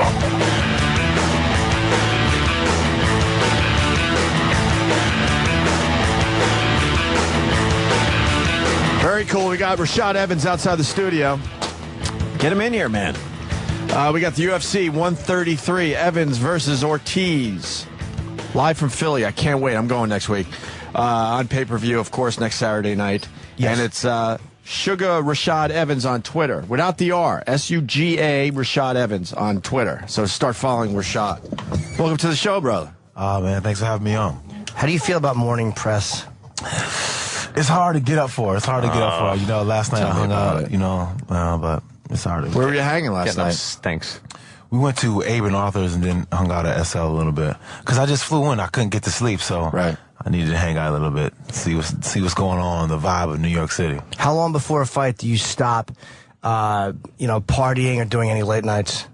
For me, I stay up late anyways, But it's about just getting out and doing things like I normally do. So I don't do it like a week before or nothing like that. But when I go out and hang out, I just hang out and drink water and watch everybody else. And maybe I'll dance a little bit. But for the most part, it's just about just being relaxed. Because what happens sometimes is you make the fight too much of a spectacle. And then when you get in there, you're like, oh, my God, this is it. And you make it such a big deal. But it's something you do every day. Oh, so you try to keep your routine going as much as possible. Yeah, try to keep my routine going and just make it, I'm not, making such an event out of it, and then when I get in there, I'm not going to be too nervous. What do you do if you can't? I can't. Like last night, I got like 2 hours of sleep, and I'm a bad sleeper, even though I'm used to. What do you do when you can't sleep before a fight? Like the night before, you're tossing and turning, and you're sluggish. When you feel sluggish all day, and you're like, I know I don't have the energy. Yeah, that's what happens sometimes. It used to happen to me early in my career. Like I would get so nervous and thinking about the fight so much, I wouldn't get a lot of sleep. And then when it comes to fight time, I gotta drink some coffee to get myself up because I stayed up half the night. But I think if you miss one night's sleep, it's okay, though, right? Oh, totally, yeah. Yeah, I mean, because you're resting up. But for the most part, if your mind has been busy for just that one night, chances are it was probably busy many nights before, and you really haven't been getting any restful sleep. I can answer Jimmy, though. Every once in a while, I get the insomnia. I get up, and I have a nice glass of milk. No way. No, yeah, I do. That's like out of the movies. What do you mean? I swear to God, I do. I drink it right out of the carton, walk around my apartment for like 2 minutes, go back to sleep immediately. Because they say you got to get out of the routine because your mind's just like. When you're laying there, you can't just keep laying there, or you're not going to fall asleep. They say the best thing to do is get the fuck out of bed for a few minutes, check your email, do anything else, and just it resets your brain. Yeah, but I'm a pervert, so if I check my email and I see one escort has responded, it's the next 4 hours a shot. Because I'm not going to be able to pull myself off the computer. He's a bad boy. What is it with the glass of milk? I never seen just walking around with a glass of milk, just drinking milk, huh? Right out of the carton, just a few sips. I don't know, maybe it brings me back to breastfeeding or something. No, my mom decided not to breastfeed me, which means I have lots of issues. But how awkward would it be if you came in and we all just started crying about our childhood? I'm tired. He wasn't breastfed. I don't think I was breastfed. Were you breastfed?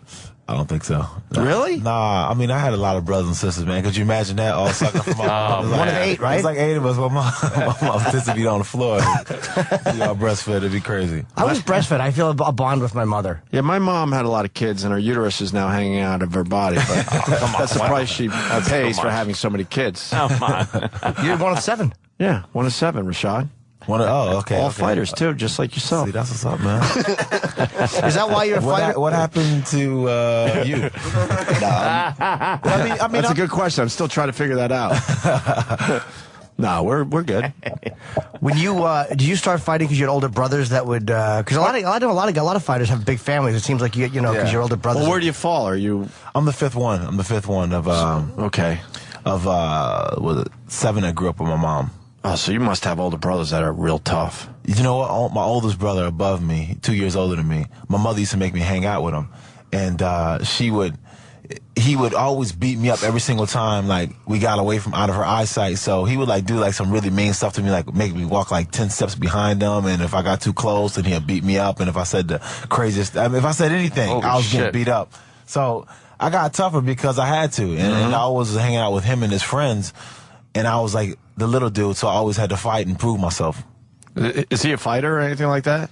Yeah, he does. He does fight a little bit. But you kick his ass now, right? I mean, you know. Yeah. What's your relationship with him? Is it a good, like, do you look back at those days and go, that was just a brother being a brother, or do you kind of resent them for it? Nah, he's my best friend now. Oh, he is? Okay. Yeah, he's my best friend. You're close with everybody? Yeah, pretty much. Yeah, we have a big family. We're really close. Yeah, I mean, you know, when you have such a big family and, you know, single parent household, we really leaned on each other for, you know, emotional support because my mom was always working and stuff and she really couldn't do it. So we just leaned on each other a lot. Can relate again. My mom was always crazy. So we had to stay close to each other. Single parent household, basically. Yeah. 'Cause my mom was on her own fucking trip all the time. So it made us closer, though. Yeah, it does, man. I'm relating to this guy. Yeah. And you'll relate in many ways until it comes to fists and doing man things. But I mean, I relate. I don't have a big family at all, but I mean, I'm kind of like, obviously, I've done a little MMA training. How little? Like, play the video game or? That's about it, yeah. I was hoping he'd go, really? Like, I might have the illusion that I've done something masculine. I don't know. You never know. You can't judge a book by its cover. You know, I mean, you look at half the guys on the UFC roster, most of them look like somebody you might pick on if you see them in the street because they just don't look that, you know, intimidating. Right. Uriah Faber. Think about it. Yeah, I mean, now we know what he looks like and all, but when you see him walk through this door, you would, you know, if you had a problem with whatever on the street, you might take your shot. That'd be the dumbest thing you ever do, obviously. I mean, he looks like somebody you can push down. Like, you can push him down and he might stay down and be intimidating. But in all fairness, he's the real deal. He'll fuck you up. Yeah. He's a little monster. He's a beast. Yeah. How much do you weigh? What are you, 210? 205? I look that skinny. Nah. Oh, damn. Nah, I'm at 220 right now. Isn't that heavyweight? Well, I dropped down to 206. So what happens is I stay like around like 215 until about a week before the fight, and then I drop down to 206 Wait. and then go back up. So you're at around 220 right now? Yeah. So you're going to have to lose 15 pounds in a week? Yeah, but it's really. But how do you do that? How do you do that? Because I want to do that. It's like, it's really nothing. No, I think it's different than, you know, somebody that you know, maybe doesn't work out as much. I think we could be pen pals for a week, and I'll do whatever. I'll do the exact same thing he does, and I'll drop 15 too. Just do a lot less of it. Like, if you run 5 miles, I'll run a block. You know, I might not lose as much weight. See that. But how do you do it? That's kind of fascinating. It's mostly just water weight. I can like if we went to the sauna, I bet you can lose like probably about 10 pounds in the sauna. And your dignity. Yeah. What, in one sitting? No, not in one sitting. You have to do a couple sessions because I don't know how He's good looking of at shit. my gut. No, I don't know how good of a shit. I don't know how good of You shit. see how he's are. talking to me? Yeah. He saw my problem area. Yeah. My little paunch. So what? So you do a lot of sauna? Do you start just eating almost nothing? But you have to keep your strength up. Like the few days before, you cut your sodium down to like you drink, eat nothing with no sodium, and then you start flushing your body out, and weigh-in day, you just go to the sauna, sit there for I'm probably like a 5-session guy myself. How long is a session? About 15 to 20 minutes. Oh, that's okay. And then you do them, what, do you take a little break in between? You do them in a row? Yeah, a little break, but not too long because you don't want your body to stop sweating. So just enough to kind of like, so you don't go crazy in there. There's guys in there, when they cut and weight, they got the sauna suits on and they just start going like absolutely crazy. Like you see it, they look in their face. And that's why like you get so surprised when you see guys, they're not going to make weight and they just don't care because that's what the heat does to you. You get crazy in that sauna. Wow, really? So, and then you have the official weigh-in, right? Right. And then do you drink water immediately? Then, because then it doesn't matter how much you weigh. Yeah, I drink a little bit of water. Some people do IVs and stuff like that To get the water back in. Because what happens if the first thing you want once you start cutting your weight is you want water so you can drink all your liquids back. But then after you drink your liquids, then you can't eat. Right. Because you're so full from your liquids. So people do the IVs, and that way they can leave some room for the body to eat some food. Wow. What's the most weight you can put back on? Because I know that they said that Brock will put a shitload of weight on after the weigh-in. He can put on, 15 pounds or 20 pounds? How much can you put on in a day so you're heavier for the fight? It all depends on your natural weight. Like myself, I stay around like 215, 217, so I'm not going to go much beyond that. But some guys that are big, like you said, Brock, they have to cut a lot of weight, they can put the weight back on fast and rather quickly because their body is naturally going to try to get back to that weight. I think that would tire you out somehow. Sounds exhausting. Yeah, that's why I like to fight light, because I hate the feeling of feeling like bloated. I got to feel like hungry and light when I fight. Yeah. Right. And 206, what is it up to?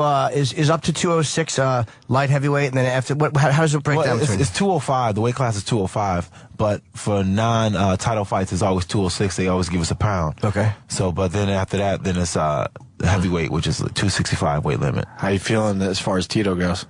I'm feeling good. I'm feeling confident. I had a great training camp. Great training partners out in Boca Raton, Florida.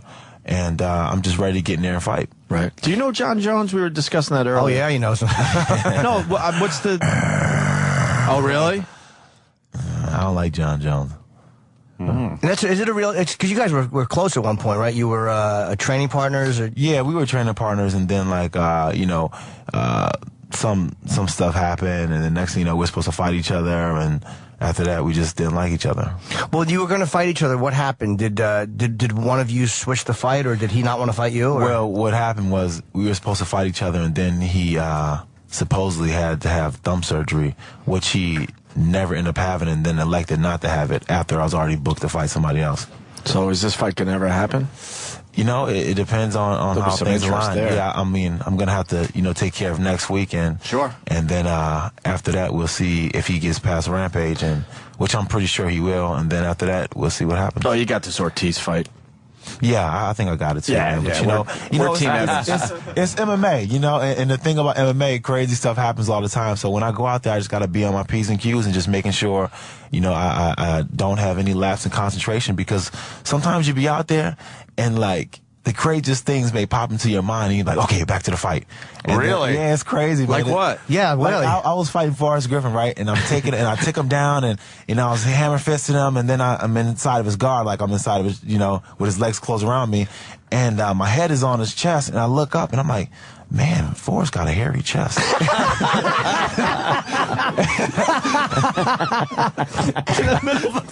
the middle of the fight. And then I was like, whoa, back to the fight. I wouldn't think that shit would happen. Oh, that's hilarious. But I mean, it's a bunch of stuff, man.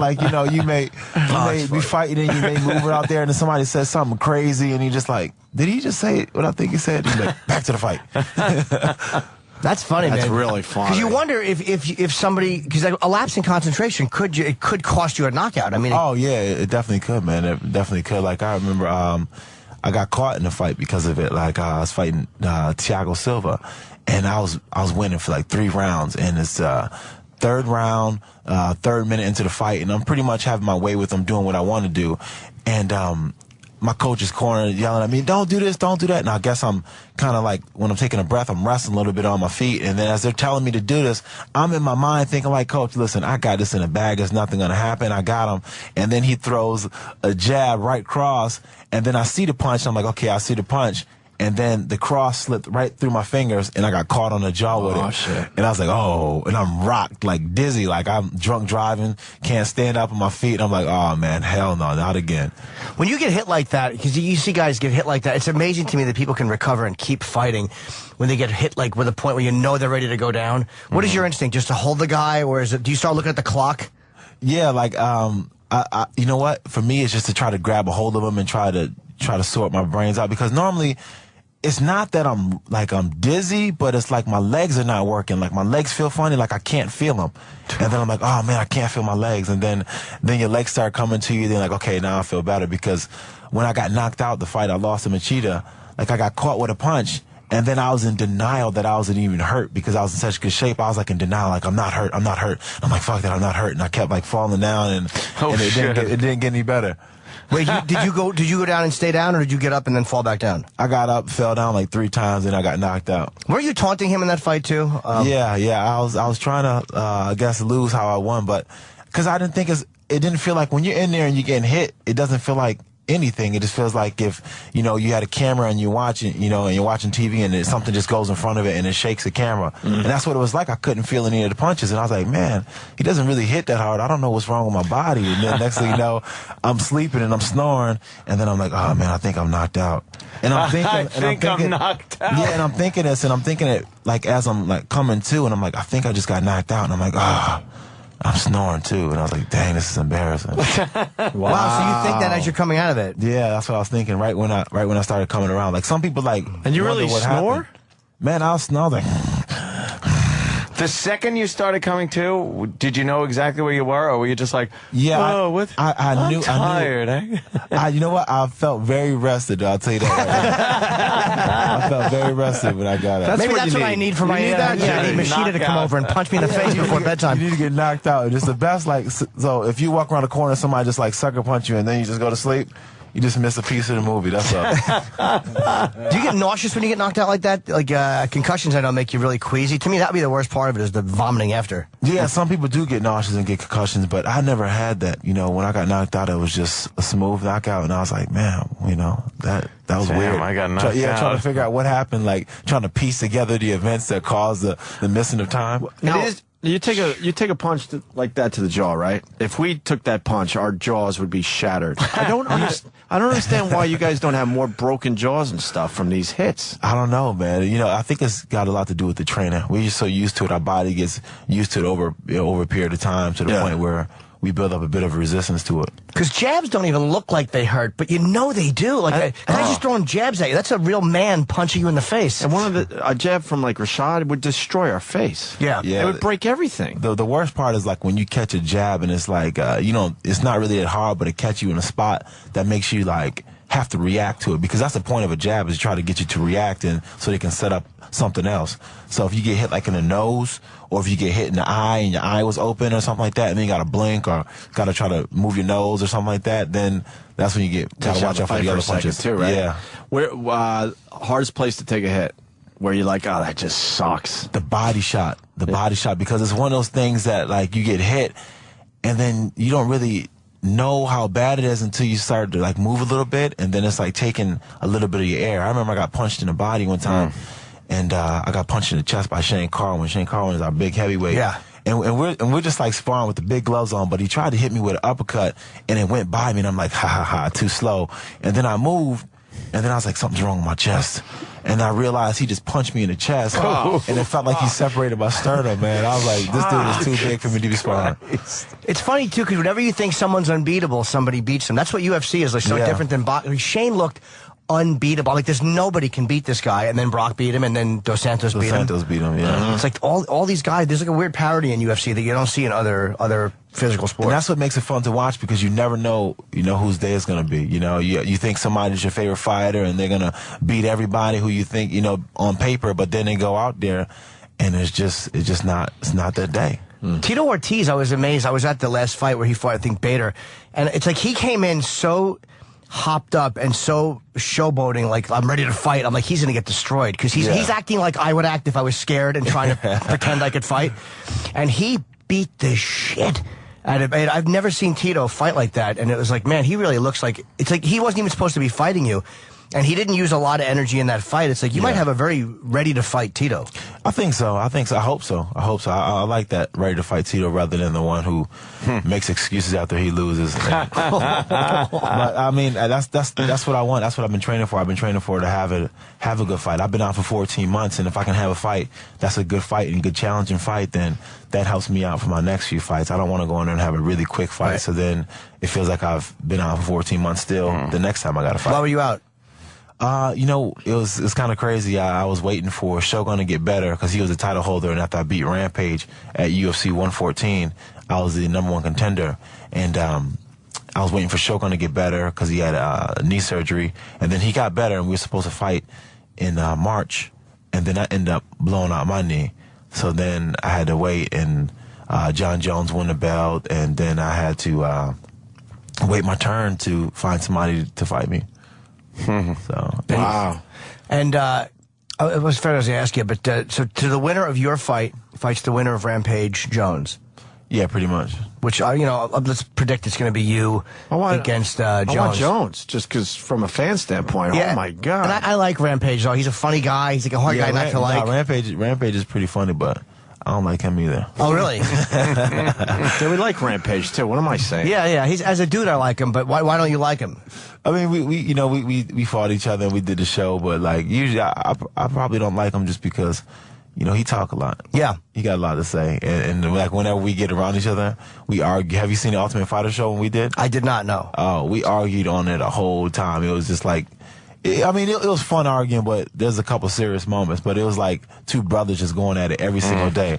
Like if he seen me, then he always have something to say. But he had like his crew with him, so everything he said, they just laugh at everything he said. So it was like they gang up on him. Yeah. So I was like, okay. What was I going to say? So either way, you're in a good position because you don't like either guy. Yeah, you know. Oh God, that's all right. Get past Ortiz. Yeah, do that. You know, because we don't hate each other most of the time when we got to fight somebody. It's usually just a phone call away. The UFC calls you and say you got to fight such and such. So it's not like any hate, you know. But then sometimes you get a chance and it's a treat when you really don't like somebody because then it's like, yes, I really don't like this person. Was it satisfying to beat Rampage then, or even more so because you don't like him? Yeah, it was satisfying, you know, because I couldn't imagine losing to him. If I would have lost to him, man, I don't know what my life would have been like right then because he's the kind of person that wouldn't let it go. You know, he'd just keep talking about it all the time and it just would have been horrible. Did you once slap him in a club? Yeah, we both slapped each other. Oh, this guy from Ireland knows his shit then. Yeah, we both slapped each other. It was I seen him at this Machida fight. Seen him at the Machida fight. And we're talking, and I'm giving him a hard time like I always do, and he's giving me the same hard time back. And he's like, he drunk as a skunk. I mean, just like about to fall over the table drunk. And I said something to him. And I looked away, and then he was like, man, Rashad, stop talking. Rashad, don't say nothing to me. Rashad, stop talking to me. Don't say nothing to me. And I was like, yeah, whatever. And then he just like, he gave like a playful slap on the face. And I was like, did this dude just slap me on the face? And then afterwards, I slapped him, and then everybody jumped in like, guys, no fighting. And we're like in a club in Vegas, and they're kind of like leery of letting us fighters in anyways because they know if we get into a fight, it's going to be a hard time breaking it up. Yeah, the bouncers want nothing to do with it. Oh, hell no, man. Start placing bets. Yeah. I saw Liddell one time playfully. Him and Dana, I was at the Improv in L.A., and they came. And Liddell, I think, had tipped a few back because he was heckling during the show, which is horrifying. And this is on video. And they were playing outside, and he slapped Dana. Kidding. But Dana didn't freak out. He's just like, hey, come on, man. It was like, that's the way they joke around. Chuck has heavy hands, too. Chuck got heavy hands, so he probably hurt that. Had to sting a little bit. Yeah, had to hurt. We got Don in Buffalo has something here. Don, talking to Rashad Evans. Yes. Oh, big fan. Hey, I just had a question. I had a friend who owned a taco restaurant that was open up way late on the in the downtown area of Buffalo, and he claims that you walked in and there was like two guys that was insulting the woman, and you stepped in and then they started talking shit to you, and you just, from what he said, you just knocked them both out one punch. Yeah, that happened. That happened. unless you're one of those guys and trying to sue me. Yeah, that happened, man. I got in a lot of fights back in the day, and it's great that I ended up being a fighter because that way, you know, I stay out of jail because every time I got in a street fight, my mom would find out about it somehow, and then she'd be like, Rashad, your ass can end up in jail. And that's what I hear from her all the time. Rashad, you're going to be in jail because you keep on fighting in the streets. You will be locked up, Rashad. So why did you hit these two guys? They were bothering the lady and they wouldn't stop? Yeah, it was late night and they were like harassing this lady and then, you know, this girl, and they were just like talking like disrespectful and kind of crazy. And then I said something to them and then they started to get like, you know, like Rambo on me and try to. Oh, man. So then we just. Were they big guys? Probably a little bit. I don't know. I really can't remember. I'm going to tell you that they were like 6'3", for better for the story. Yeah. Oh, yeah. Two giant guys. Meanwhile, there were two guys in wheelchairs. They were in their 70s. But, dude, I want that story about myself just once. Just one. I'm 43 years old. I mean, I look younger. But, I mean, I just one time would love to have it. I knocked one guy out story. And you got a bunch of them. Like, you know, but when justifiably, those guys are being assholes. But to him, it's no big deal. I know. It's like breathing. I know. You envy that, don't you? Be able to do the reason God didn't give me that gift is because I'm you abuse it. Oh, I think so. Horribly. Fuck, like I'd be like Jake LaMotta. I'd fight other men, my wife, anybody. I would just hit anybody I could get away with it. So yeah, I guess there's a reason that It seems like, too, like the UFC guys are the nicest guys of all the athletes. A little closer. Jesus. Eric's taking pictures. I love E-Rock's pictures. They're Point blank pictures. Yeah, it really is. It's like he's waiting for the fucking money shot. He's right on me. But UFC guys, for some reason, I don't know why, but they're so much nicer. You guys are so much nicer than all the other athletes we interview. Yeah, I don't know what it is. You know, that's the same thing I come across too, because I'm thinking like I see another professional athlete, and then they're not as cool as like the UFC guys, and I'm like, man, these dudes are like, you know, stuck up. You know, think they're bigger than what they are, but. You know, UFC athletes are cool. We're very approachable, and you know, we take pictures, and we don't get bothered by it. Relative to other sports, it's a fairly new sport, so hopefully in years to come, you guys will all be pricks. Yeah, you'll have time. I mean, you know, I think if you know what happens is probably. They start getting paid a whole bunch of money. Yeah, that's when the attitude starts kicking in. That's when the attitude starts coming in. But it also rolls downhill, though, because Dana's very fan-friendly, and it seems true, like if the boss is fan, it's just the attitude. I watched you. Last time I saw you, I think you were in Vegas at this last fight, and you just would not stop taking pictures with people. Like, you were trying to go somewhere, and they just carried Rashad. And I would have been like that if I hadn't already had a picture with him. Jimmy was just mocking somebody asking Rashad for a picture, going, hey, Rashad. Meanwhile, that would have been Jimmy. This is what a phony I am. Not only do I have a picture with Rashad, but you've never. Could you hand me that photo? It's embarrassing how close we are. I don't know who. I think Reed Harris might have taken. No, it's under there, Sam. Yeah, there you go. But you've never seen a photo of fucking. How close up is that picture? Oh my God! It's like, let me see. It's like a family portrait style. It really is. Is it a glamour? Oh my God! Glamour shots. Our fucking heads couldn't be closer together.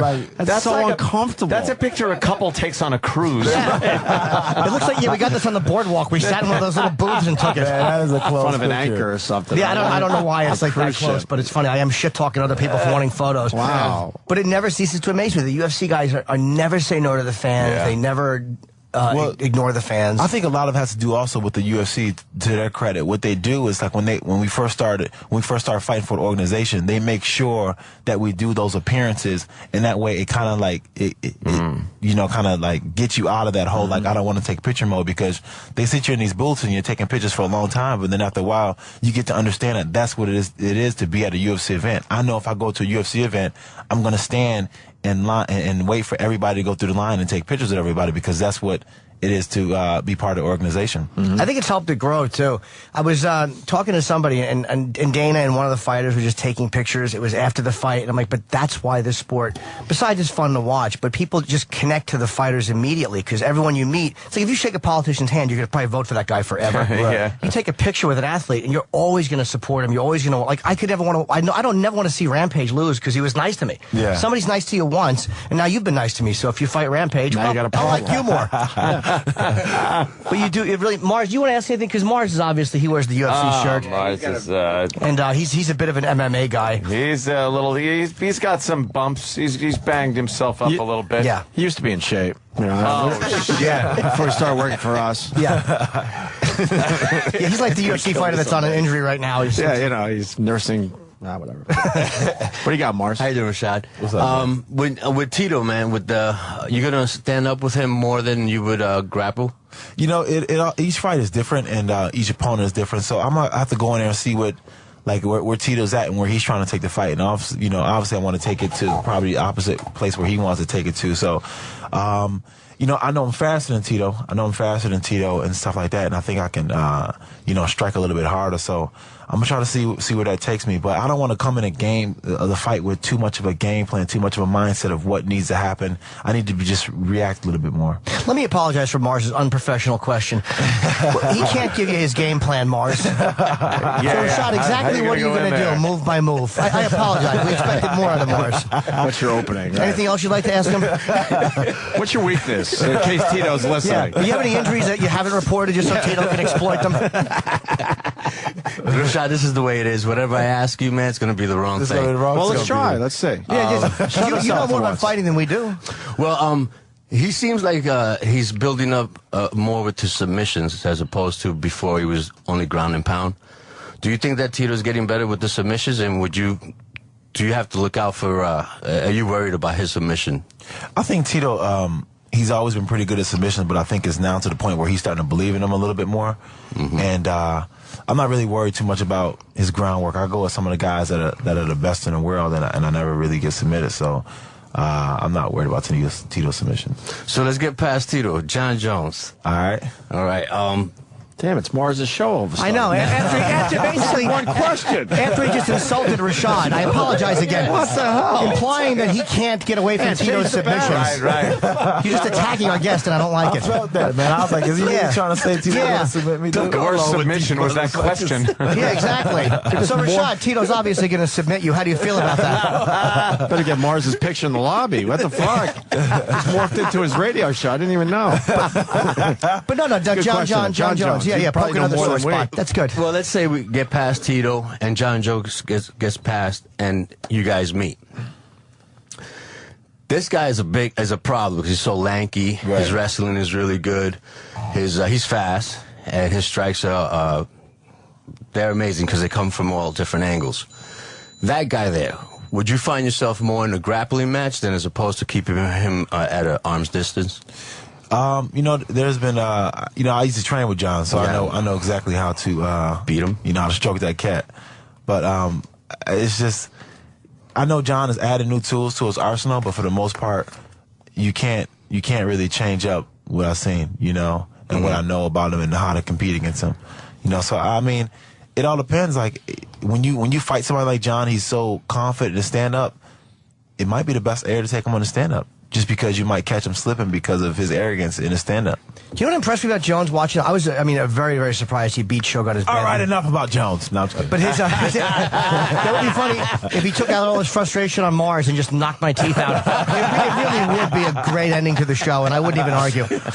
But I was surprised that he used his knees very well, like because he's got that lanky thing. Like when it seemed like when Shogun would try to get in, his knees were very dangerous up in close. I'll tell you what, man. As much as I like to hate on John Jones, because I like to hate on John Jones, but the kid is good, man.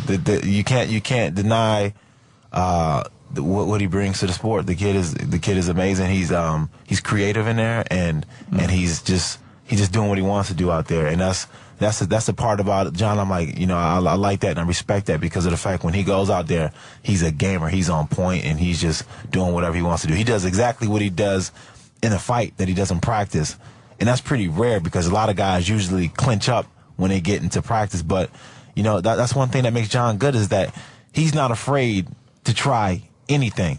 He has the utmost belief in anything he tries, and he never second guess it, and he just goes for it. That's why he catches people with it, because people are like, I know damn well he ain't going to try to do this, and then he does, and you're just like, what the hell, So that's what makes John a tough person to fight. Well, you're 15-1. I mean, you got quite an impressive record yourself.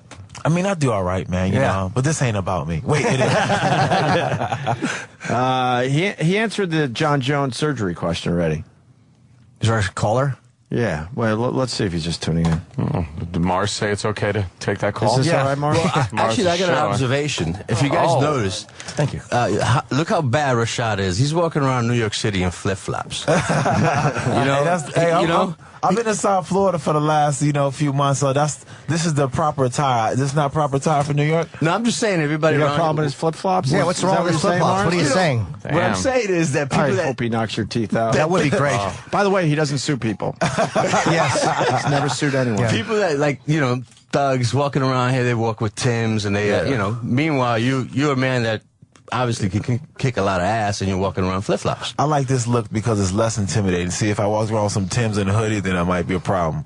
Can you make a flip-flop print on his forehead right now? How great would that be if Mars had half a shoe print on the side of his face for the rest of the day? And it bruises, so it's there for a while. It's been a half hour since he's been asleep. You might as well put him back. Damn, man. Impersonal, Yeah, man. Mars is one of our engineers who just does a horrible job. So we do love him. He's a very good guy. Oh, man. And let me give the big plug, too, because we're... Are you doing your thing, Jimmy, or no? Yeah, I would love to, but I want to give the plug, too, is the fight which I'm going to and Opie's going to is... Absolutely. Next weekend, UFC 133. It is it's Rashad versus Tito Ortiz, and it's going to be a great fight because I really think Tito is more dangerous now than he would have been because he just came off training and a tremendous fight, and it seems like because I don't think anybody was taking him seriously for a little while, and now this is his shot. He sees you probably as the one thing in his way, so I imagine this is going to be a good fight.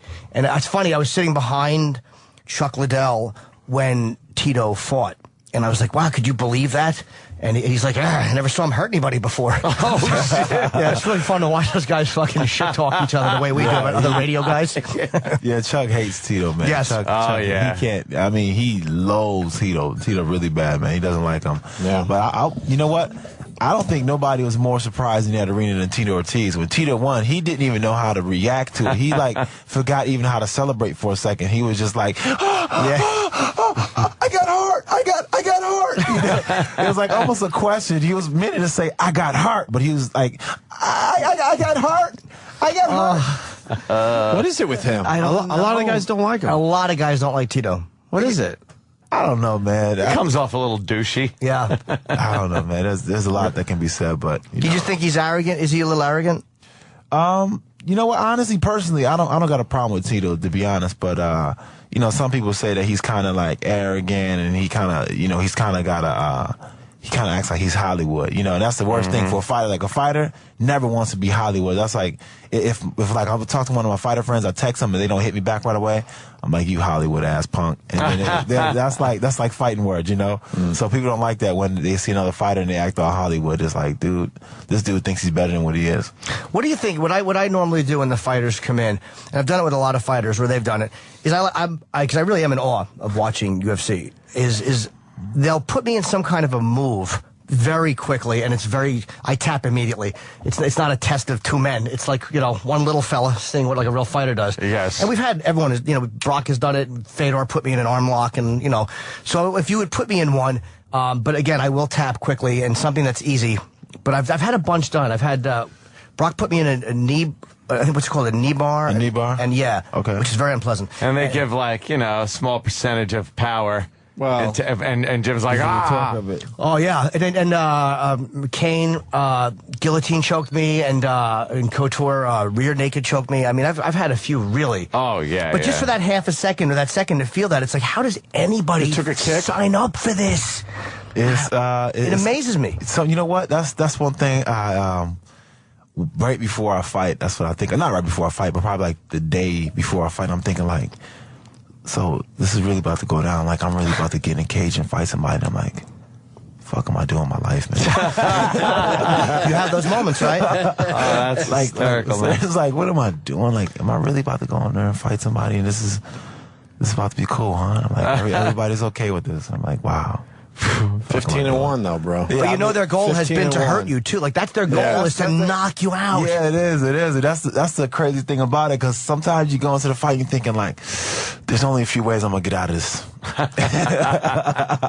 You start thinking, you know, your mind starts playing tricky. You're just like, man, you know, I just hope it's a good way. Hope it is a good way. The thing that is the most brutal for me when I'm watching this is that hammer fist. Holy shit. I love that punch. That's my favorite one. Holy shit. Because it's so unassuming. A lot of people still, even though everybody uses it, it's still like something that surprises people. Like when you hit somebody with a hammer fist, they're holy like, crap. They almost look at you for a second like it's an illegal move. Like, hey, come on. Because it looks almost like a schoolyard beating when you see somebody getting a hammer fist. It's just like, it looks just like just one guy, like it looks like something you see in a schoolyard. It looks really brutal. Can you take a hammer fist, Jimmy, today? No. You know what you probably couldn't take? You couldn't take a foot stomp. A foot stomp is like one of the most painful things, and it's like a thing that the fighters just. It's like one of those things they agree to without even agreeing to it. Like, it's like, okay, you don't do it to me, and I won't do it to you. Oh, really? Yeah, Those are just bad. Nobody does a foot stomp. Even though everybody Jimmy, take a foot stomp. No, because you'll break your foot. I've seen those guys in the clinch, and I've seen a lot of guys do it, and you just see they're just trying to step on the guy's foot, and it lands, and it doesn't look like it hurts, but you know that it hurts a lot. Well, my point exactly with him wearing flip-flops. He knows that, and he still got flip-flops on. It's a badass move. I was like, it's a dare. Like, I dare somebody to foot stomp me.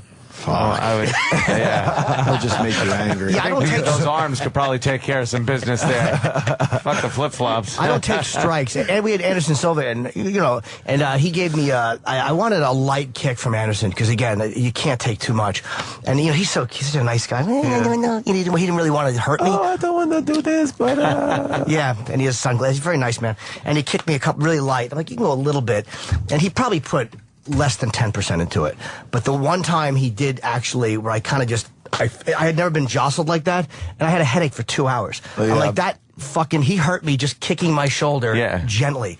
So the fact that there are people that take that. It was a solid kick. I think you're downplaying a little bit. But I mean, I for think it was a him, little more than 10%. For him, though, it was he could have done a lot harder. Yeah. But it was. He took a pretty good kick. How about one more question before I really probably get myself injured? Chael Sonnen, are you he's to me kind of a guy I like to watch because he just seems to be kind of motherfucking everybody, which I'm sure is annoying a lot of fighters. Yeah. He just he says what he wants, man. Chael is Chael, man. I don't even engage with Chael with those.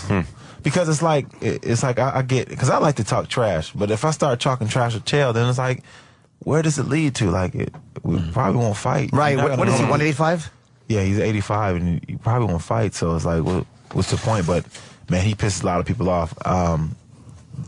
The Brazilians, I mean, he's like in Brazil, he's like wanted, like they would destroy him. You think he would go fight there, or would it not be a smart move? Worse than that, I think he's going to go there for UFC Brazil in a couple weeks. Wow. And, yeah, I know that takes a lot of balls because he said a lot of bad things about the whole the country. Oh yeah, and they are a very proud race of people, and it's like when you start talking about the country like that, they get pissed off, and he said some things that he shouldn't have said it. I mean, it's one thing to gas up a fight, but then it's another thing to start talking about a whole nation, and then you got to worry about everybody from that nation.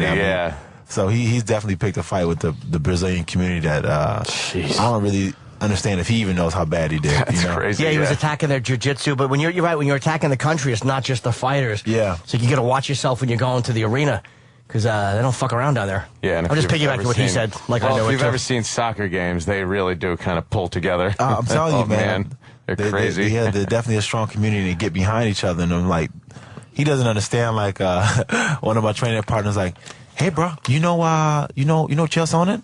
I'm like, yeah. I want to fight him, bro. I don't care. I want to fight him. He's like a 145 pound. I'm like, well, man, he lived too little to fight Chael, but they don't care. Like they're just not feeling everything you're saying about the country. And this dude is gonna go there for UFC Brazil. Man, he might be in trouble. He beat up Anderson Silva like that. I mean, he lost the fight on a submission, but I couldn't believe what he did. Man, to he Anderson. went after him, but I couldn't believe it either. Like the way he lost at the end, I just could not believe that even happened like that. And Rogan kept calling. How good is Rogan? Like he kept saying, he better watch out. He's leaving his arm out. He better watch out. Yeah. Every time Joe starts, I wish the fighters could actually hear Joe so they would stop doing shit. That's funny you say that because like my mom one time said, Rashad, why don't you listen to Joe Rogan?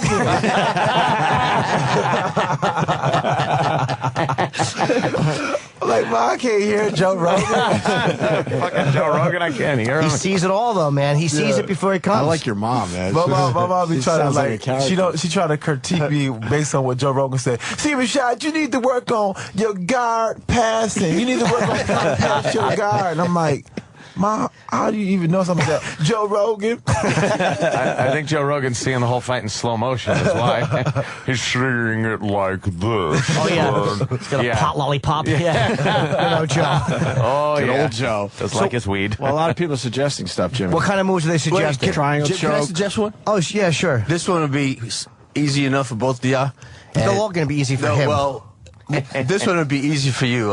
Arm triangle. I was just thinking the same thing. There you go. Oh, that's Arm good. triangle. That's a good one. Yeah. That's a good one. That's a good one. Arm triangle. Now, Make him hear the fluorescent lights buzz. which I'll do it on this side right okay, here. you'll do it on my right side. Just don't hurt the right arm. Believe me, that's the critical one. And so okay, I'll have my left hand to tap, and you can bet I will. It won't hurt too bad. Okay. All right. Hold on. Let me tell him what. Now, what he's doing right now is he's got his arm around my neck, and he's got his head outside of my arm, so it's like a triangle. My right arm and neck are being held by his right arm, and he's not hurting me, but he certainly could. Okay, so now I'm in the arm triangle, so.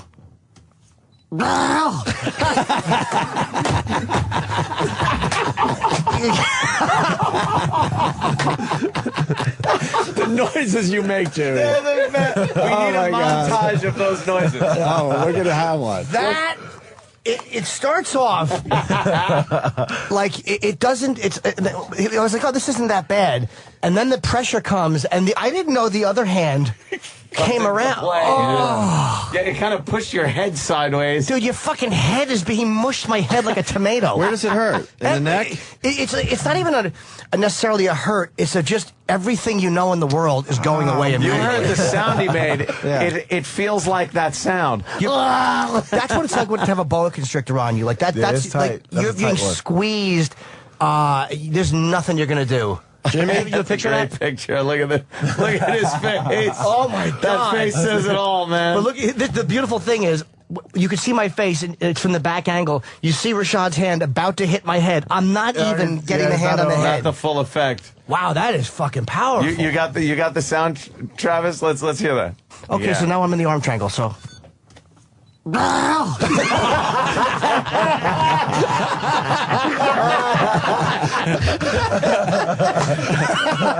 Jimmy, my camera wasn't on. Can you do that again? Oh, those are the sounds of victory. Can you take one more? My camera I'll wasn't take on. another one because it was because the only one like everyone releases very quickly. I think because these guys know. But Fedor, because he only had my arm held on a little bit longer. Like I didn't realize what a Russian sadist is because he's so quiet. He's so polite. Like he's a good opponent. But boy, when he gets your fucking arm, he doesn't. Well, he doesn't understand English. But he That was the understands- problem that day. I actually Understands said tap. tap. I said the words tap and tapped him. In Russian. Yeah, He was the one that kept it on the a longest. little bit longer, but that was okay. Rashad could keep it on a little longer. No, I don't want him to. That hurts. Will you do another one? That's a tough one. Sure, but you realize how easily these guys, it's like anyone who doesn't like this sport, it's fucking so impressive to me that knowing that can happen, that Oh, somebody my shows God. up. Like Yeah, immediately, yeah. if someone did that to me in training, I would find a way to get out of the fight. I'd be like, look, I can't do it. I can't do this. Yeah, I got to go somewhere. I want to get a nice close-up, so one more time. Or what's another one you want to do? Well, you already had everything else. I mean, everything else we have to get on the ground and do. So I would try something on the ground. I've never had something that's because I know you have the fight coming up, so I don't want you to exert anything. But how phony am I? Yeah, you're really gonna How hurt him. phony am I? Like, I know you have a fight coming up, so now you don't want to fucking take this snail and twist it up. Your fluffernutter body. I know, how easy was it just to sink? Even my head is soft. Fucking all, I have a baby skull. So what is I've never done one on the even when BJ Penn armbarred me in the seat, and when Brock did the knee bar, it was in the chair. What is one on the ground that's not? You ever have a triangle? I have not. No, is that the one that Verdum beat Fedor with? Yes. That is it. Okay, because Verdum was on the ground and Fedor started punching, and he was set up. Yeah. He was set man. up. Yeah. Wow. And that's when your whole body is kind of locked up like that. It's like kind of the same position, but just with the legs. I would like to try that because it tapped. Fedor tapped. See that? That tapped Fedor. It's like we're at a restaurant. He wants to try everything on the menu. I would like to try that. Well, you know what? Fans never get a chance to do this. Yeah. Like fans watch See this one of stuff, and they never get a chance to do this That's stuff. true. To see what it's like to have a fucking a champion fighter put you in a hold like this, and know you. I don't have to do it in a bar. And with a regular guy, A regular guy, right? This Not is another the fighter. fan experience. because you're not doing it in a way like those. There's a couple of guys in a fucking restaurant somewhere that know what it's like to be knocked out by him. Yeah. Sure do. I don't have to deal with that, so that's Yeah. why. Is that okay? I would like to try that. Oh, I'd like to see this. Yeah, So, this'll be what's great. this now? Now I have to get a mic down here. There's a triangle. Mars, you got the... Is that mic on? I don't know if I got that one It's on. on the Testing one, leg. too? Yeah, Sam, you're good. you got You're this good. on? It's on 7. Okay, now On the Rashad leg. is laying on his back. inside of my guard. I'm inside. I have to walk closer. Yeah. On my knees? Yes. Good. On your On my knees. And he's lying on his back. Now, all right. Now he's got him in like scissors, or what you would call it. So lock down the locks coming around Jim's neck. Yeah, he's got everything all tied up. And now he's got him in a triangle around his neck, and now he's going to apply some pressure. Jimmy's face is completely red. He applied pressure. He pretty much had him in a How was that? in a leg lock around your neck. I didn't know. See that, but now I know how that works. Like, I didn't realize the hips got pushed forward and applied so much more pressure because Yeah. you think that's all the pressure you're going to get, and then he pushed his hips forward and it's lights out. Yeah, Literally, you would have just been gone, right? a couple of seconds more of that and I'm out. If you didn't tap, you'd just gone. And that's obviously not nearly your strength. If you were in a real fight, I mean, how much more? Wow. Would you have, like, what percent of that is what you'd give a real fighter? Until they go to sleep. But you would squeeze harder than that for a real fighter. if you- Yeah, for sure. Because they're gonna try to buck out of it. And you gotta- instantly, as hard as you can, right? Yeah. And what I would have also did, I would have pulled down on your head too. Oh, pulled down on your head and So you push the hips forward and the head gets pulled down. Oh, man. man, that would just knock you out. Get out of here. That's You'd have very been fucking. But it's like it doesn't. It's painful, but it's more. It's just pressure. You feel it in your carotid artery. You kind of get a little. And how do you get out of that? Like if somebody, if the Opie will put the videos up. Yeah. How do you get out of being so completely engulfed by another person? Well, in that position, what you would have had to do, you know, the arm I had go across my waist. Yes. You would have had to put that on the other side of my body, and that would have gave you a little bit of room so you can, so your carotid artery doesn't get cut off in the consciousness. He's got to go. And it's the same thing with the arm triangle too. They say you have to answer the phone. So if you answer the phone like this, it kind of stops. Putting your arm up behind your head, ear, like answer the phone, like you talk on the phone. Oh, answer the phone. Put your arm up by your ear. Yeah. Okay. Because what you want to do is you want to get the pressure off your neck, and that's what's causing you to feel that pain. So, well, I probably wouldn't answer the phone. I'd probably just fall asleep, let it ring. They're saying Rashad is the press. Yeah, Rashad, this was a pleasure. You're great, man. Thanks, man. We're Team Evans all the way now. Yes, Fuck that. That's cool. This next Saturday, it's UFC 133. Rashad Evans against Tito Ortiz. It's on pay-per-view, obviously, at 9 o'clock here on the East Coast, and it's going to be a great fight. And then the winner of that fight fights the winner of Jones. Rampage. So I have a feeling we're going to see a Rashad Jones championship fight, which I think everybody wants to see. Whoever it is, they're going to get it. Oh, God, that's something you just don't ever want to see. No, ever. Not at all. And he's friendly. I know. He's friendly doing It's hilarious, that. man. Fuck that. Well, it's been I guess our show is done too. Yeah. So we'll see you guys Thank you, Monday. bro. Thanks, Rashad. Come back and see us man. again, all right? Rashad Evans, everyone. The Opie and Anthony Show on the Virus, Sirius XM.